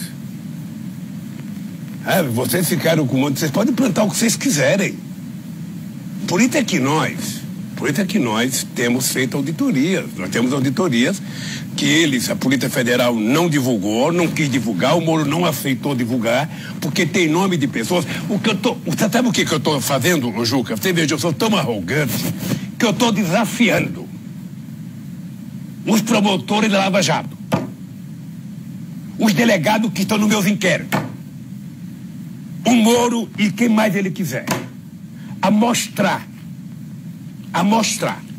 na inteligência da Polícia Federal, na inteligência da CIA, na inteligência do FBI, na inteligência da Secretaria de Justiça dos Americanos, na inteligência do Exército, da Marinha, da Aeronáutica, a mostrar o meu nome em algum desses materiais secretos que eles encontraram no mundo. Esse material que eles não conseguem abrir, sabe? Tem muito material que eles não conseguem abrir. Nós conseguimos abrir. E nós sabemos que tem nome de outras pessoas. Eu estou desafiando a mostrar meu nome. Eu tenho que ter pelo menos €1 na Suíça. Eu tenho que ter pelo menos uma lira, sabe? Na Itália. Uma lira. Eu tenho que ter uma libra esterlina na Inglaterra. Eu tenho que ter. Não é possível que eu tenha roubado tanto e não tenha 1 centavo. É possível que o Joel depositou dinheiro na minha conta e depois gastou com o casamento dele, comprou a ilha do Luciano Huck, comprou um barco para a mulher dele e cadê meu dinheiro? Não é possível que o Palocci diga que foi não sei quantos milhões para mim. Esse dinheiro tem que estar em algum lugar. Alguém pegou, Juca. Por favor, me ajude. Debaixo do colchão, não vai estar porque reviraram o seu colchão na casa. O Instituto está quebrado, o Instituto não tem dinheiro. E esse dinheiro meu está espalhado na mão de quem? Então sabe o que acontece? Eu entendo a sua indignação. Esse aqui é um tom de desabafo. Eu entendo. Quem está falando para você é um cara que mora no mesmo apartamento desde 1998. Eu briguei muito com meus advogados, que meus advogados achavam que eu, durante todo o período, tinha que chamar a imprensa para ver a qualidade do apartamento que eu morava. Eu nunca falei, nunca levei. Uma vez eu briguei com um Genuíno, porque eu morava numa casa e quando a imprensa começou a denunciar na questão da Lava Jato, o Genuíno queria que eu levasse a imprensa na minha casa. Eu falei, Genuíno, a minha casa é o único espaço democrático e meu. Eu não vou levar a imprensa na minha casa. Depois a Polícia Federal foi, porque cada policial que foi na minha casa chegou com a maquininha pendurada no peito, sabe, para tirar fotografia. Sabe? Agora deveria criar um outro filme, a lei é para todos, como aqueles que poderia fazer um outro filme. E no filme poderia mostrar, sabe, uma calota de um carro roubada por mim, alguma coisa. E eu continuo desafiando ele, porque é o único instrumento que eu tenho. Eu entendo a sua indignação. É o único instrumento que eu tenho, sabe, de estar aqui preso. Sabe, um cara de 40 anos de idade, de 30 anos, pode ficar 2 anos preso, o cara é novo. Eu não tenho mais muito futuro, meu cara, eu estou com 73 anos de idade, eu estou 1 ano e meio enclausurado aqui dentro. À espera de que alguém prove que o Lula é culpado, que eu fico quieto. Me desmoralizem, pelo amor de Deus. Me desmoralizem. Faça a minha bisneta ter vergonha de mim, minha neta, diga e prove. Presidente. Então, por isso que eu sou obrigado a ficar indignado. Perfeito. Eu entendo perfeitamente. A mim não posso aceitar. Não posso aceitar. Agora, o senhor nega... Que irresponsável. Por isso é que eu falo assim, o Moro é mentiroso. Pode ver que o Moro, quando fala na televisão, no microfone, ele não olha nos olhos. O Delayol, ontem o Delayol, a Globo utilizou o Delayol ontem, falando muito tempo, ele estava com o teleprompter. Ele estava lá, bem, quem sabe, bem preparadinho. Ele não tem coragem. Eu adoraria alguém me dar uma chance de ter um debate. Eu, Moro, Delayol. O senhor nega aquela frase do ex-governador da Bahia, do PT, Jacques Wagner, que o PT lambuzou-se. Veja, eu acho que o PT, eu não sei se lambuzou-se, tá? Porque o Vacari está preso. E o Vacari certamente fez o que todo tesoureiro de partido fez. Tá? Se você pegar a conta do PSDB, ele arrecadou 300 e poucos milhões, o Vacari 300 e poucos milhões, sabe? Eu sei que naquele momento a prisão do Vacari era condição sine qua non para a operação, sabe? Ir para cima do PT. Não estou dizendo que eles agora prendemos o Eduardo Cunha. O Eduardo Cunha tinha que ser preso independentemente da Lava Jato. Todo mundo que faz política sempre soube do comportamento do Eduardo Cunha. O que eu acho é que nós precisamos colocar o país... Mas não falta essa autocrítica do PT que o senhor se recusa, porque os outros fizeram igual, porque não, os outros... Não, pelo amor de Deus, Juca, vamos ver o seguinte, foi no meu governo, sabe, e no da Dilma, no meu com o Márcio, e no meu com o Tarso, e no da Dilma com o Zé Eduardo, que nós criamos todos os mecanismos de apuração. Veja, nós chegamos a criar uma coisa chamada a Lei da Transparência, que o Bolsonaro acabou, e todo mundo que exigia que o PT fizesse, não cobrou do Bolsonaro, que ele acabou com uma Lei da Transparência. No governo do PT, as pessoas sabiam qual era o papel higiênico que a presidenta Dilma utilizava. Se ela chupava um chiclete, porque a gente queria escancarar. Hoje, por que ninguém cobra isso? Então, o PT no governo, o PT criou um mecanismo de proteção da coisa pública. Se alguém do PT cometeu erro, eu vou dizer para você, tem que pagar igual. A lei não foi feita. Quando nós fizemos a lei, não foi feita para os outros, foi feita para nós. Então, o que eu quero é o seguinte, querem me punir, ótimo. A lei é para todos, ótimo. Agora, todos têm que ser julgados com respeito à Constituição, com respeito à lei e com provas. Eu não posso prender o meu vizinho porque eu não gosto dele. Então, eu estou há um ano e 2 meses aqui só querendo isso. Eu quero que leiam, eu quero que analisem, eu quero que diga o seguinte, bom, a chácara do Lula, sabe? O Lula influenciou na compra do avião da Dilma. Eu levei como testemunha o Nelson Jobim, que era ministro da Defesa, o brigadeiro Sade, que era o comandante da Aeronáutica, sabe? E algum imbecil lá disse, sabe, que eu tive influência. Eu coloquei até o primeiro-ministro da Suécia como testemunha, coloquei o Sarkozy como testemunha, A Dilma como testemunha, o governo inteiro como testemunha. Porque, de repente, um cidadão inventa uma mentira e eu sou obrigado a correr atrás de justificar essa mentira. Então, eu na verdade, eu estou cansado de remar contra a maré. Eu queria um pouco uma maré, pelo menos, mansa.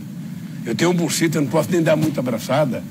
Mas eu fico irritado, porque a disfarçatez com que a imprensa corrobora. Gostou? Corrobora.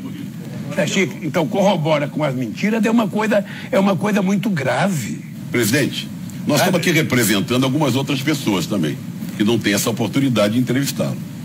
Trouxe aqui uma pergunta do Frei Beto, por exemplo. Outra do Mário Magalhães, que tem a biografia do Marighella é exemplar. Fantástico, né? eu li. Lá do filme foi liberado agora para Paris Filme e vai estrear em novembro. Pergunta aqui o Mário Magalhães, que está lançando um livro sobre 2018, é um livro muito importante, faz um balanço dos acontecimentos de um ano complicado para nós brasileiros. Aí ele fala de balanço aqui. Qual o seu balanço das nomeações feitas pelo senhor e pela presidenta Dilma para o Supremo Tribunal Federal? Que critérios foram considerados para as nomeações? Essa é uma pergunta importante. É uma pergunta extremamente importante. Primeiro porque você, quando vai ter que indicar uma vaga, você tem gente que apresenta currículo, você tem entidades que apresentam currículo, você tem, muitas vezes, instituição de advogado que apresenta currículo. É sempre um monte de gente que apresenta currículo. Às vezes vem currículos apresentados por entidades da própria OAB. E você faz uma operação, nem sempre é um cara só, às vezes é 5 caras, 6 caras, 7 caras, e todo mundo tem um bom currículo. Eu não me arrependo das pessoas que eu indiquei. Se a pessoa pensou que eu ia dizer, eu estou arrependido, não estou. Veja, o Joaquim, por exemplo, eu vou contar o Joaquim. O Joaquim, eu tinha interesse de fazer com que a Suprema Corte tivesse um negro. Achamos do Joaquim. Márcio Tomás Bastos me traz um currículo do Joaquim. Baseado nisso, eu conversei com o Márcio, vamos indicar o Joaquim. Ele tinha currículo para ser. Sabe? Então não tem arrependimento. Você, quando... Você não sabe como é que as pessoas vão ser. A Carmen Lúcia, sabe? Eu indiquei a Carmen Lúcia. As pessoas que pediram pela Carmen Lúcia são pessoas importantes que você levaria em conta. O Aires Brito, quando ele foi... O Aires Brito foi motorista meu, quando ele era advogado do Sindicato dos Trabalhadores de Empresas Estatais de Sergipe. Eu fazia tempo que eu não via ele. Quando entra na minha sala, o Bandeira de Mello e o Fábio Comparato, dizendo, presidente, o senhor tem a chance de indicar o primeiro ministro da Suprema Corte de esquerda. Eu fiquei muito feliz. Aí fomos fazer uma análise, ele tinha currículo para ser ministro, tinha condições para ser ministro. Indiquei. Eu fui alertado depois pelo finado Zé Eduardo e pelo finado Marcelo Deda. Tome muito cuidado, porque ele é muito vaidoso. Ele gosta muito de si mesmo. Ele se escreveu um livro, o título será Eu Me Amo. Sabe? Eu não levei muito em conta, indiquei. Eu acho que, como eu nunca indiquei pensando em favor pessoal, sabe? Eu acho que essas pessoas tiveram um papel importante na questão da célula Tranco, sabe? Na reserva indígena, tiveram um papel importante na União Civil, nas cotas, sabe? Então, eu posso não concordar politicamente com alguma coisa, mas eu, sinceramente, sabe, o Toffoli era um companheiro que eu tinha uma boa amizade. O Toffoli foi advogado do PT eleitoral, sabe? O Direito, o Peluso aqui de São Paulo, eram cidadãos conservadores, mas que tinham uma conduta que eu não me arrependo. Se o cara às vezes vota uma coisa que eu não gosto, paciência, também não indiquei para eles votarem para mim. Eu nunca, e vocês podem conversar com eles, eu nunca pedi para eles, eu vou eleger você, mas você, quando eu precisar, você tem. Nunca. Quem fazia isso, que diziam que fazia, era o Antônio Carlos Magalhães, que juntava o desembargador lá no jantar da casa dele e todo mundo obedecia. Eu nunca fiz. Porque eu aprendi, sabe? Aprendi que se a gente respeitar a republicanidade das instituições, a gente só ganha com isso. Agora, eu espero que as pessoas pensem no Brasil. Mas esse pacto do qual faz parte o Dias Toffoli te surpreendeu? Não, o Toffoli cometeu um pequeno, grande engano, parecido numa reunião para fazer pacto. o presidente da Suprema Corte, ele não faz pacto. Ele tem que ficar na expectativa de que o governo faça o pacto com quem quiser e, na medida que houver um processo, ele vai julgar com o presidente da Suprema Corte. Então, ele não pode ser parte do pacto. Presidente, ele na hora que o senhor entrou... a reforma da Previdência. Na hora que o senhor entrou aqui, o senhor, quando viu Trajano e eu, não sei se surpreendeu que fôssemos nós dois os entrevistadores, ou o senhor já sabia que seríamos nós dois, o senhor disse, enfim, vou poder falar um pouco do Corinthians, e não falamos ainda do Corinthians, e temos mais 20 minutos aqui para nossa conversa. O senhor tem visto o Corinthians? Não, eu acho que vou falar do Corinthians, mas eu precisava falar um pouco do povo brasileiro, porque eu acho que a coisa é grave. O Corinthians é o seguinte, eu não sei o que está acontecendo com o Corinthians.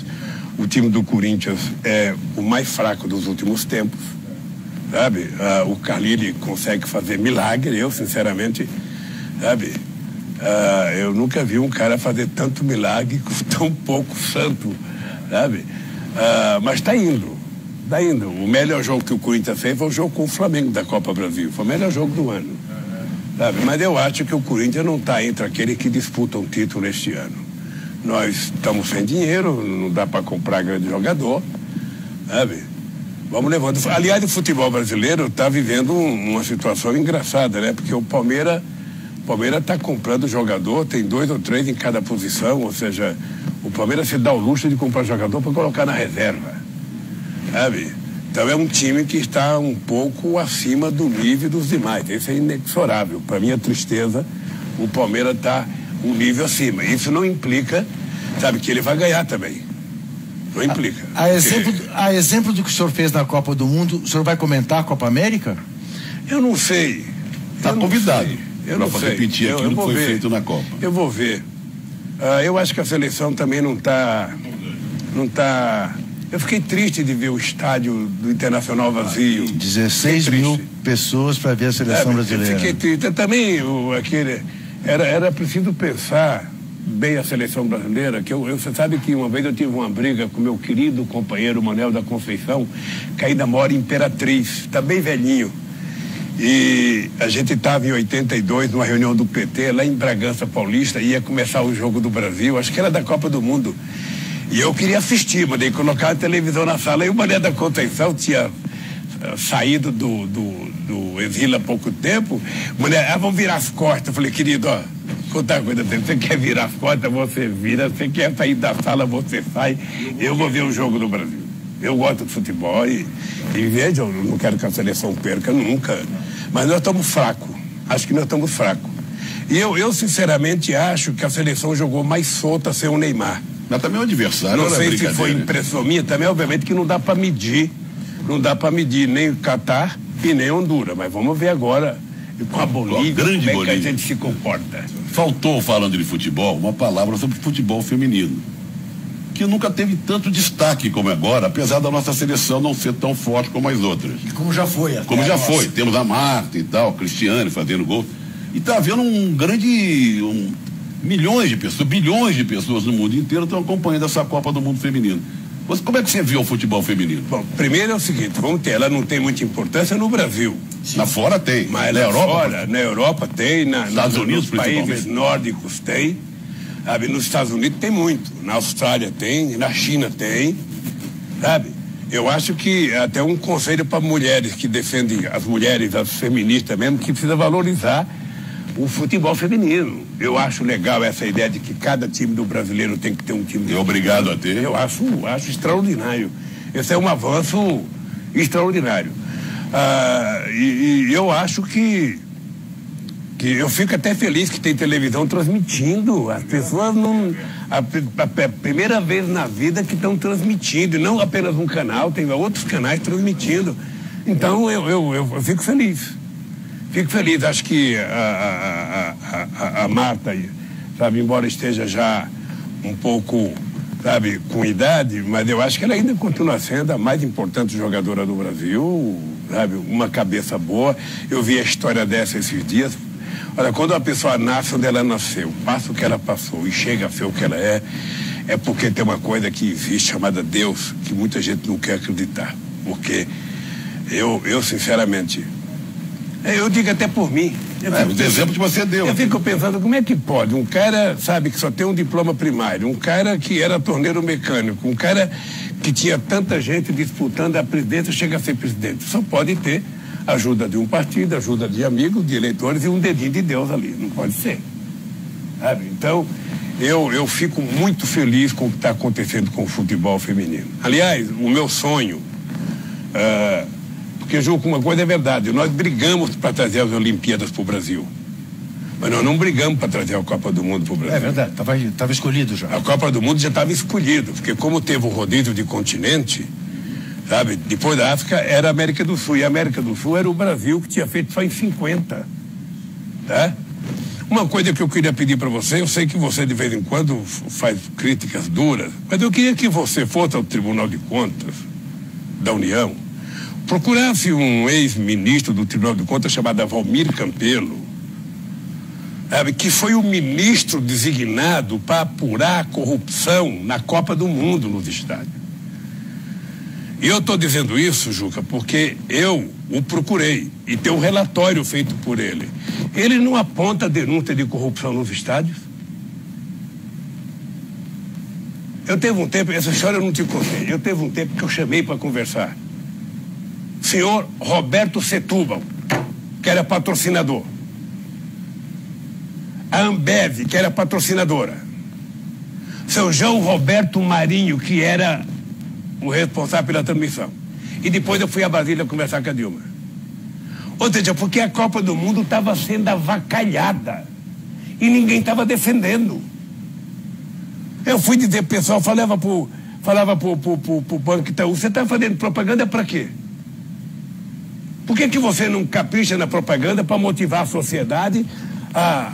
Parecia que havia o objetivo de destruir a Copa do Mundo. Eu acho que a seleção brasileira tomou aquele 7-1. Como é que o jogador recebe o público inteiro mandando uma presidenta ir para aquele lugar? Eu nunca tinha visto aquilo. Nunca tinha visto aquilo na minha vida. E não tinha um negrinho para a gente dizer, tem um negro. É plural o estádio. Sabe? Então, eu até queria, como você é um cara muito interessado nisso, e eu sei das tuas brigas para moralizar o futebol, mas era importante, porque o Tribunal de Contas designou um ministro para investigar a corrupção na Copa do Mundo, e o relatório dele é que não tem corrupção. E no imaginário da opinião pública tem corrupção em tudo quanto é lugar. Então eu queria te dizer isso porque eu fui atrás. Ok, eu vou atrás. Sabe? O nome do ministro...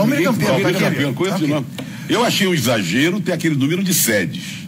Achei que não deveria ter tido tantas sedes assim. Poderia ter um número menor. Mas aí, meu cara, aí foi decisão do Ricardo Teixeira da FIFA. Eu tenho certeza que o Orlando também não se meteu nisso. Porque por mim, sabe, se entrasse o Mato Grosso, seria o Mato Grosso do Sul, onde tem a maioria do Pantanal. Se entrasse o estado do Norte, não deveria ter sido a Amazônia, deveria ter sido o Pará, que é onde tem muito mais futebol do que a Amazonas. Você poderia ter colocado Santa Catarina, sabe, que tinha naquele tempo 4 times no Brasileirão. E eu acho que 8 estádios. Tá de bom tamanho.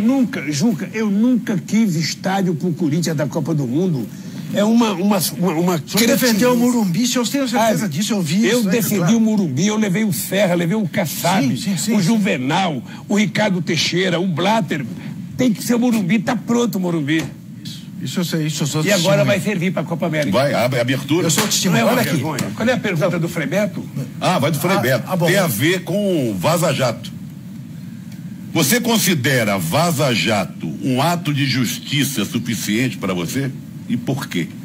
Olha, deixa eu te falar, qualquer coisa que venha a público, que possa fortalecer aquilo que eu venho dizendo, eu não estou dizendo agora. Não é o Intercept que está me obrigando a dizer isso. Eu venho dizendo isso antes de ser julgado, antes de ser condenado e antes de ser preso. Eu sou inocente. E desafio meus acusadores a mostrar uma prova concreta. A minha condenação se dá por um crime chamado, ele cometeu um crime de fato indeterminado. Então o juiz que me julgou não sabe que crime que eu cometi. mas tem que ser condenado porque o nome dele é Lula. Tá? Esse é o fato concreto. Quando chega no TRF4, eles nem leram o processo. Era preciso me condenar para me incluir na ficha limpa. Mesmo estando na ficha limpa, quando chegou o processo eleitoral, eu tinha certeza, meu caro Frei Beto, que eu ganharia as eleições aqui de dentro da cadeia. Eu tinha certeza que eu ganharia as eleições aqui de dentro da cadeia. Quando eu fui pego de surpresa, porque os meus advogados todos me orientavam, olha, Lula, não há como, pela legislação eleitoral, eles evitarem que o teu nome vá até a urna. Você vai concorrer sob júdice. Se eles quiserem te caçar, vão te caçar depois antes de você te diplomar. Então essa era a convicção que eu tinha dos meus advogados aqui dentro. Tá? Aí vem o Barroso e toma aquela decisão que tomou, que eu não podia concorrer sob júdice. Então... Mas de qualquer maneira, respondendo ao Frei Beto, se trata também de um ato de justiça que começa a acontecer. Não, veja, é porque, como eu vinha dizendo da minha inocência, tinha gente que achava, Lula não briga com o Moro. Eu falava, eu não estou brigando com o Moro, eu estou brigando com o mentiroso, ele não merece ser juiz. Ele é pedante, ele é arrogante, olha a cara dele na televisão. Ele, porque foi fazer um cursinho em Harvard, pensa que é importante. Sabe? Ele que cuide do cursinho dele. Eu quero que ele seja honesto. Eu não sei se ele tem filho, mas eu não sei se ele tiver filho, se ele tem coragem de olhar para a cara do filho e dizer que ele está sendo honesto. Então eu não posso perdoar eles. Não, se for o caso, até perdoo no futuro, porque, sabe, eu sou um ser humano, sabe, que perdoa. Mas eu não posso admitir, eu quando vejo o Dallagnol com aquele ar de menino messiânico, menino que aprendeu a jogar bolinha de gude num carpete, que aprendeu a empinar papagaio na frente do ventilador, sabe? Querer ser o porta-voz da honestidade nesse país e depois estava por detrás dos panos fazendo um acordo para pegar 2,5 bilhões para criar um fundinho dele. E tem mais, vai chegar a 13 bilhões. Isso existe documento, existe filme, sabe? Na hora certa, como aconteceu agora com o Glenn, na hora certa vai acontecer muita coisa nesse país. Eu, como vou viver até 120 anos, eu sinceramente, eu tô preparando para isso. Não, eu tô achando que Deus vai me dar uma colher de chá. Peraí, um cara que passou pelo que eu passei, sabe? Um cara, sabe, que ficou viúvo 2 vezes. Eu sou biviúvo. Eu fiquei viúvo, fiquei 2 anos com a Lourdes, ela morreu, depois a Marisa fiquei 43 anos, ela morreu. Agora estou pensando em casar outra vez, não é possível. Eu, se fosse essa moça, tomava muito cuidado. Não, eu acho que ela tem que ter cuidado, mas eu quero que o juiz saiba o seguinte, o meu futuro não é mais de 30 anos, meu futuro é pouquinho. Você sabe que quando a gente é novo, a gente não pensa na morte, né? A gente não pensa. Nada vai acontecer. Nada, você não pensa. Agora que eu estou com 73 anos de idade, eu fico vendo. Morreu o Beto Carvalho, 73 anos. Morreu não sei quem. E eu penso igualzinho. Eu estou com 72, eu penso a mesma coisa. Então, e vai morrendo todo mundo aí perto da gente, da idade próxima. Eu espero, estou rezando e torcendo por estar na margem dos que vão viver sempre. Eu não posso acompanhar essa conversa, porque eu sou muito mais moço que vocês dois. Nós temos 5 minutos apenas para a sua fala, e eu queria que o senhor fizesse essa fala, claro, desde que o senhor concorde, porque eu vejo essa sua preocupação. O que a esquerda tem que fazer no Brasil hoje? Olha, eu primeiro queria dizer ao povo brasileiro de que não há na história da humanidade sociedade que consiga vencer os obstáculos se ela se encolher, se ela se acovardar, se ela deixar de brigar diante das adversidades. Eu sei que tem muita gente assustada com o tipo, sabe, de governo que o Bolsonaro está fazendo. E acho que a única coisa que pode consertar isso é o povo brasileiro não permitir que eles destruam aquilo que o povo brasileiro construiu ao longo de 500 anos. Se não construiu mais, é porque não foi possível construir mais. Mas o que não dá é para a gente perceber esse país voltar a ser uma república de banana. Não dá para ver esse país tendo o ministro das Relações Exteriores que tem, envergonhando o Brasil em qualquer lugar do mundo. Não dá para a gente ter um ministro da Fazenda que só pensa em vender patrimônio e em destruir as coisas que a gente conquistou. Não dá para você ter uma equipe de dirigente que acha que tudo que foi avanço é prejuízo. E que precisa, então, a gente voltar. Trabalhador não tem que ter carteira assinada, tem que ter trabalho intermitente, trabalhador não tem que ter emprego fixo, trabalhador tem que fazer bico, o trabalhador aposentado não tem que ter aposentadoria solidária, tem que ter uma aposentadoria, sabe, em que ele sozinho tenha que pagar a sua aposentadoria, sem saber como, sem saber quando ele ficar desempregado, quem vai pagar a aposentadoria dele. E o que nós temos que fazer? Nós temos que lutar. Eu acho que os partidos de esquerda é muito difícil a gente fazer, é fácil a gente falar, mas precisa construir um programa mínimo. Eu acho que o programa mínimo ele se dá em torno de uma coisa chamada soberania nacional. Nós precisamos traduzir para o povo brasileiro o que significa soberania nacional. Tá? A soberania nacional significa a defesa dos interesses do seu país feita pela totalidade da sociedade. Nós temos as nossas fronteiras, dentro das nossas fronteiras nós temos o nosso povo, sabe? O nosso povo quer educação, o nosso povo quer cultura, o nosso povo quer investimento em ciência e tecnologia, nós temos a nossa floresta, nós temos a nossa diversidade, nós temos a nossa água, nós temos a nossa riqueza no solo e no subsolo. Tudo isso é um patrimônio desse país. Soberania significa você defender tudo isso e colocar tudo isso a serviço da sociedade brasileira. Quando a gente vende uma Embraer para Boeing, a gente está se desfazendo de um patrimônio tecnológico do povo brasileiro, entregando para Boeing. Quando a gente começa a entregar o pré-sal, a gente está entregando a possibilidade desse povo ter um futuro melhor, de utilizar o dinheiro para investir na formação, na educação, em pesquisa, em ciência e tecnologia. Então, o povo precisa se dar conta disso. Sabe? Não é possível que as pessoas comecem a vender a Petrobras do jeito que estão vendendo e não haja. Quando eu cheguei à presidência, a indústria naval tinha pouco mais de 2.000 trabalhadores, chegamos a 82.000 trabalhadores para produzir navio, para transportar as cargas brasileiras. Acabaram com isso, em nome do quê? De que na Coreia é mais barato? Ora, e o nosso país? E a nossa ciência e tecnologia? E o nosso emprego? E o nosso salário? E a qualidade de vida desse povo?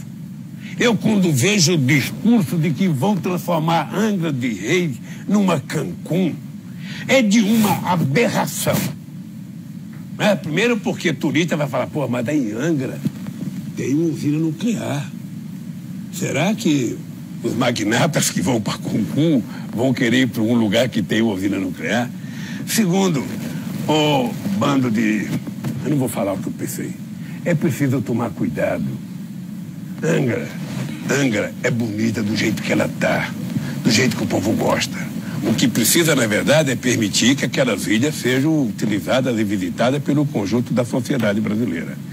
Então, eu queria dizer, Trajano, de todo o coração, olha, não há nenhuma razão para a gente não levantar a cabeça e não brigar. Não, se você tivesse um governo bom, eu digo sempre o seguinte, era difícil fazer oposição quando a direita elegeu Fernando Henrique Cardoso, porque todo mundo era um social-democrata, cara da USP, cara qualificado, então era difícil a gente ser contra. Mas ao Bolsonaro, a gente não tem por que não ser contra. Ele é tudo diferente do que a gente pensa. Ele não quer conviver democraticamente, ele odeia a democracia, ele odeia o PT, ele odeia o povo brasileiro, ele odeia emprego, ele odeia empresa nacional, ele odeia desenvolvimento, ou seja, o que ele na verdade gosta é da ignorância, sabe, de que ele se cercou, que fica alimentando essa babaquice. Presidente Lula, muitíssimo obrigado por essa entrevista. Espero que a próxima a gente possa fazer com o senhor em liberdade. A da penúltima foi assim, né? Exatamente, a penúltima foi assim. E alerto que em seguida começa o Entrevistas hoje com o presidente da CUT, Wagner Freitas, falando exatamente da greve geral do dia 14, da greve geral de amanhã. Até já.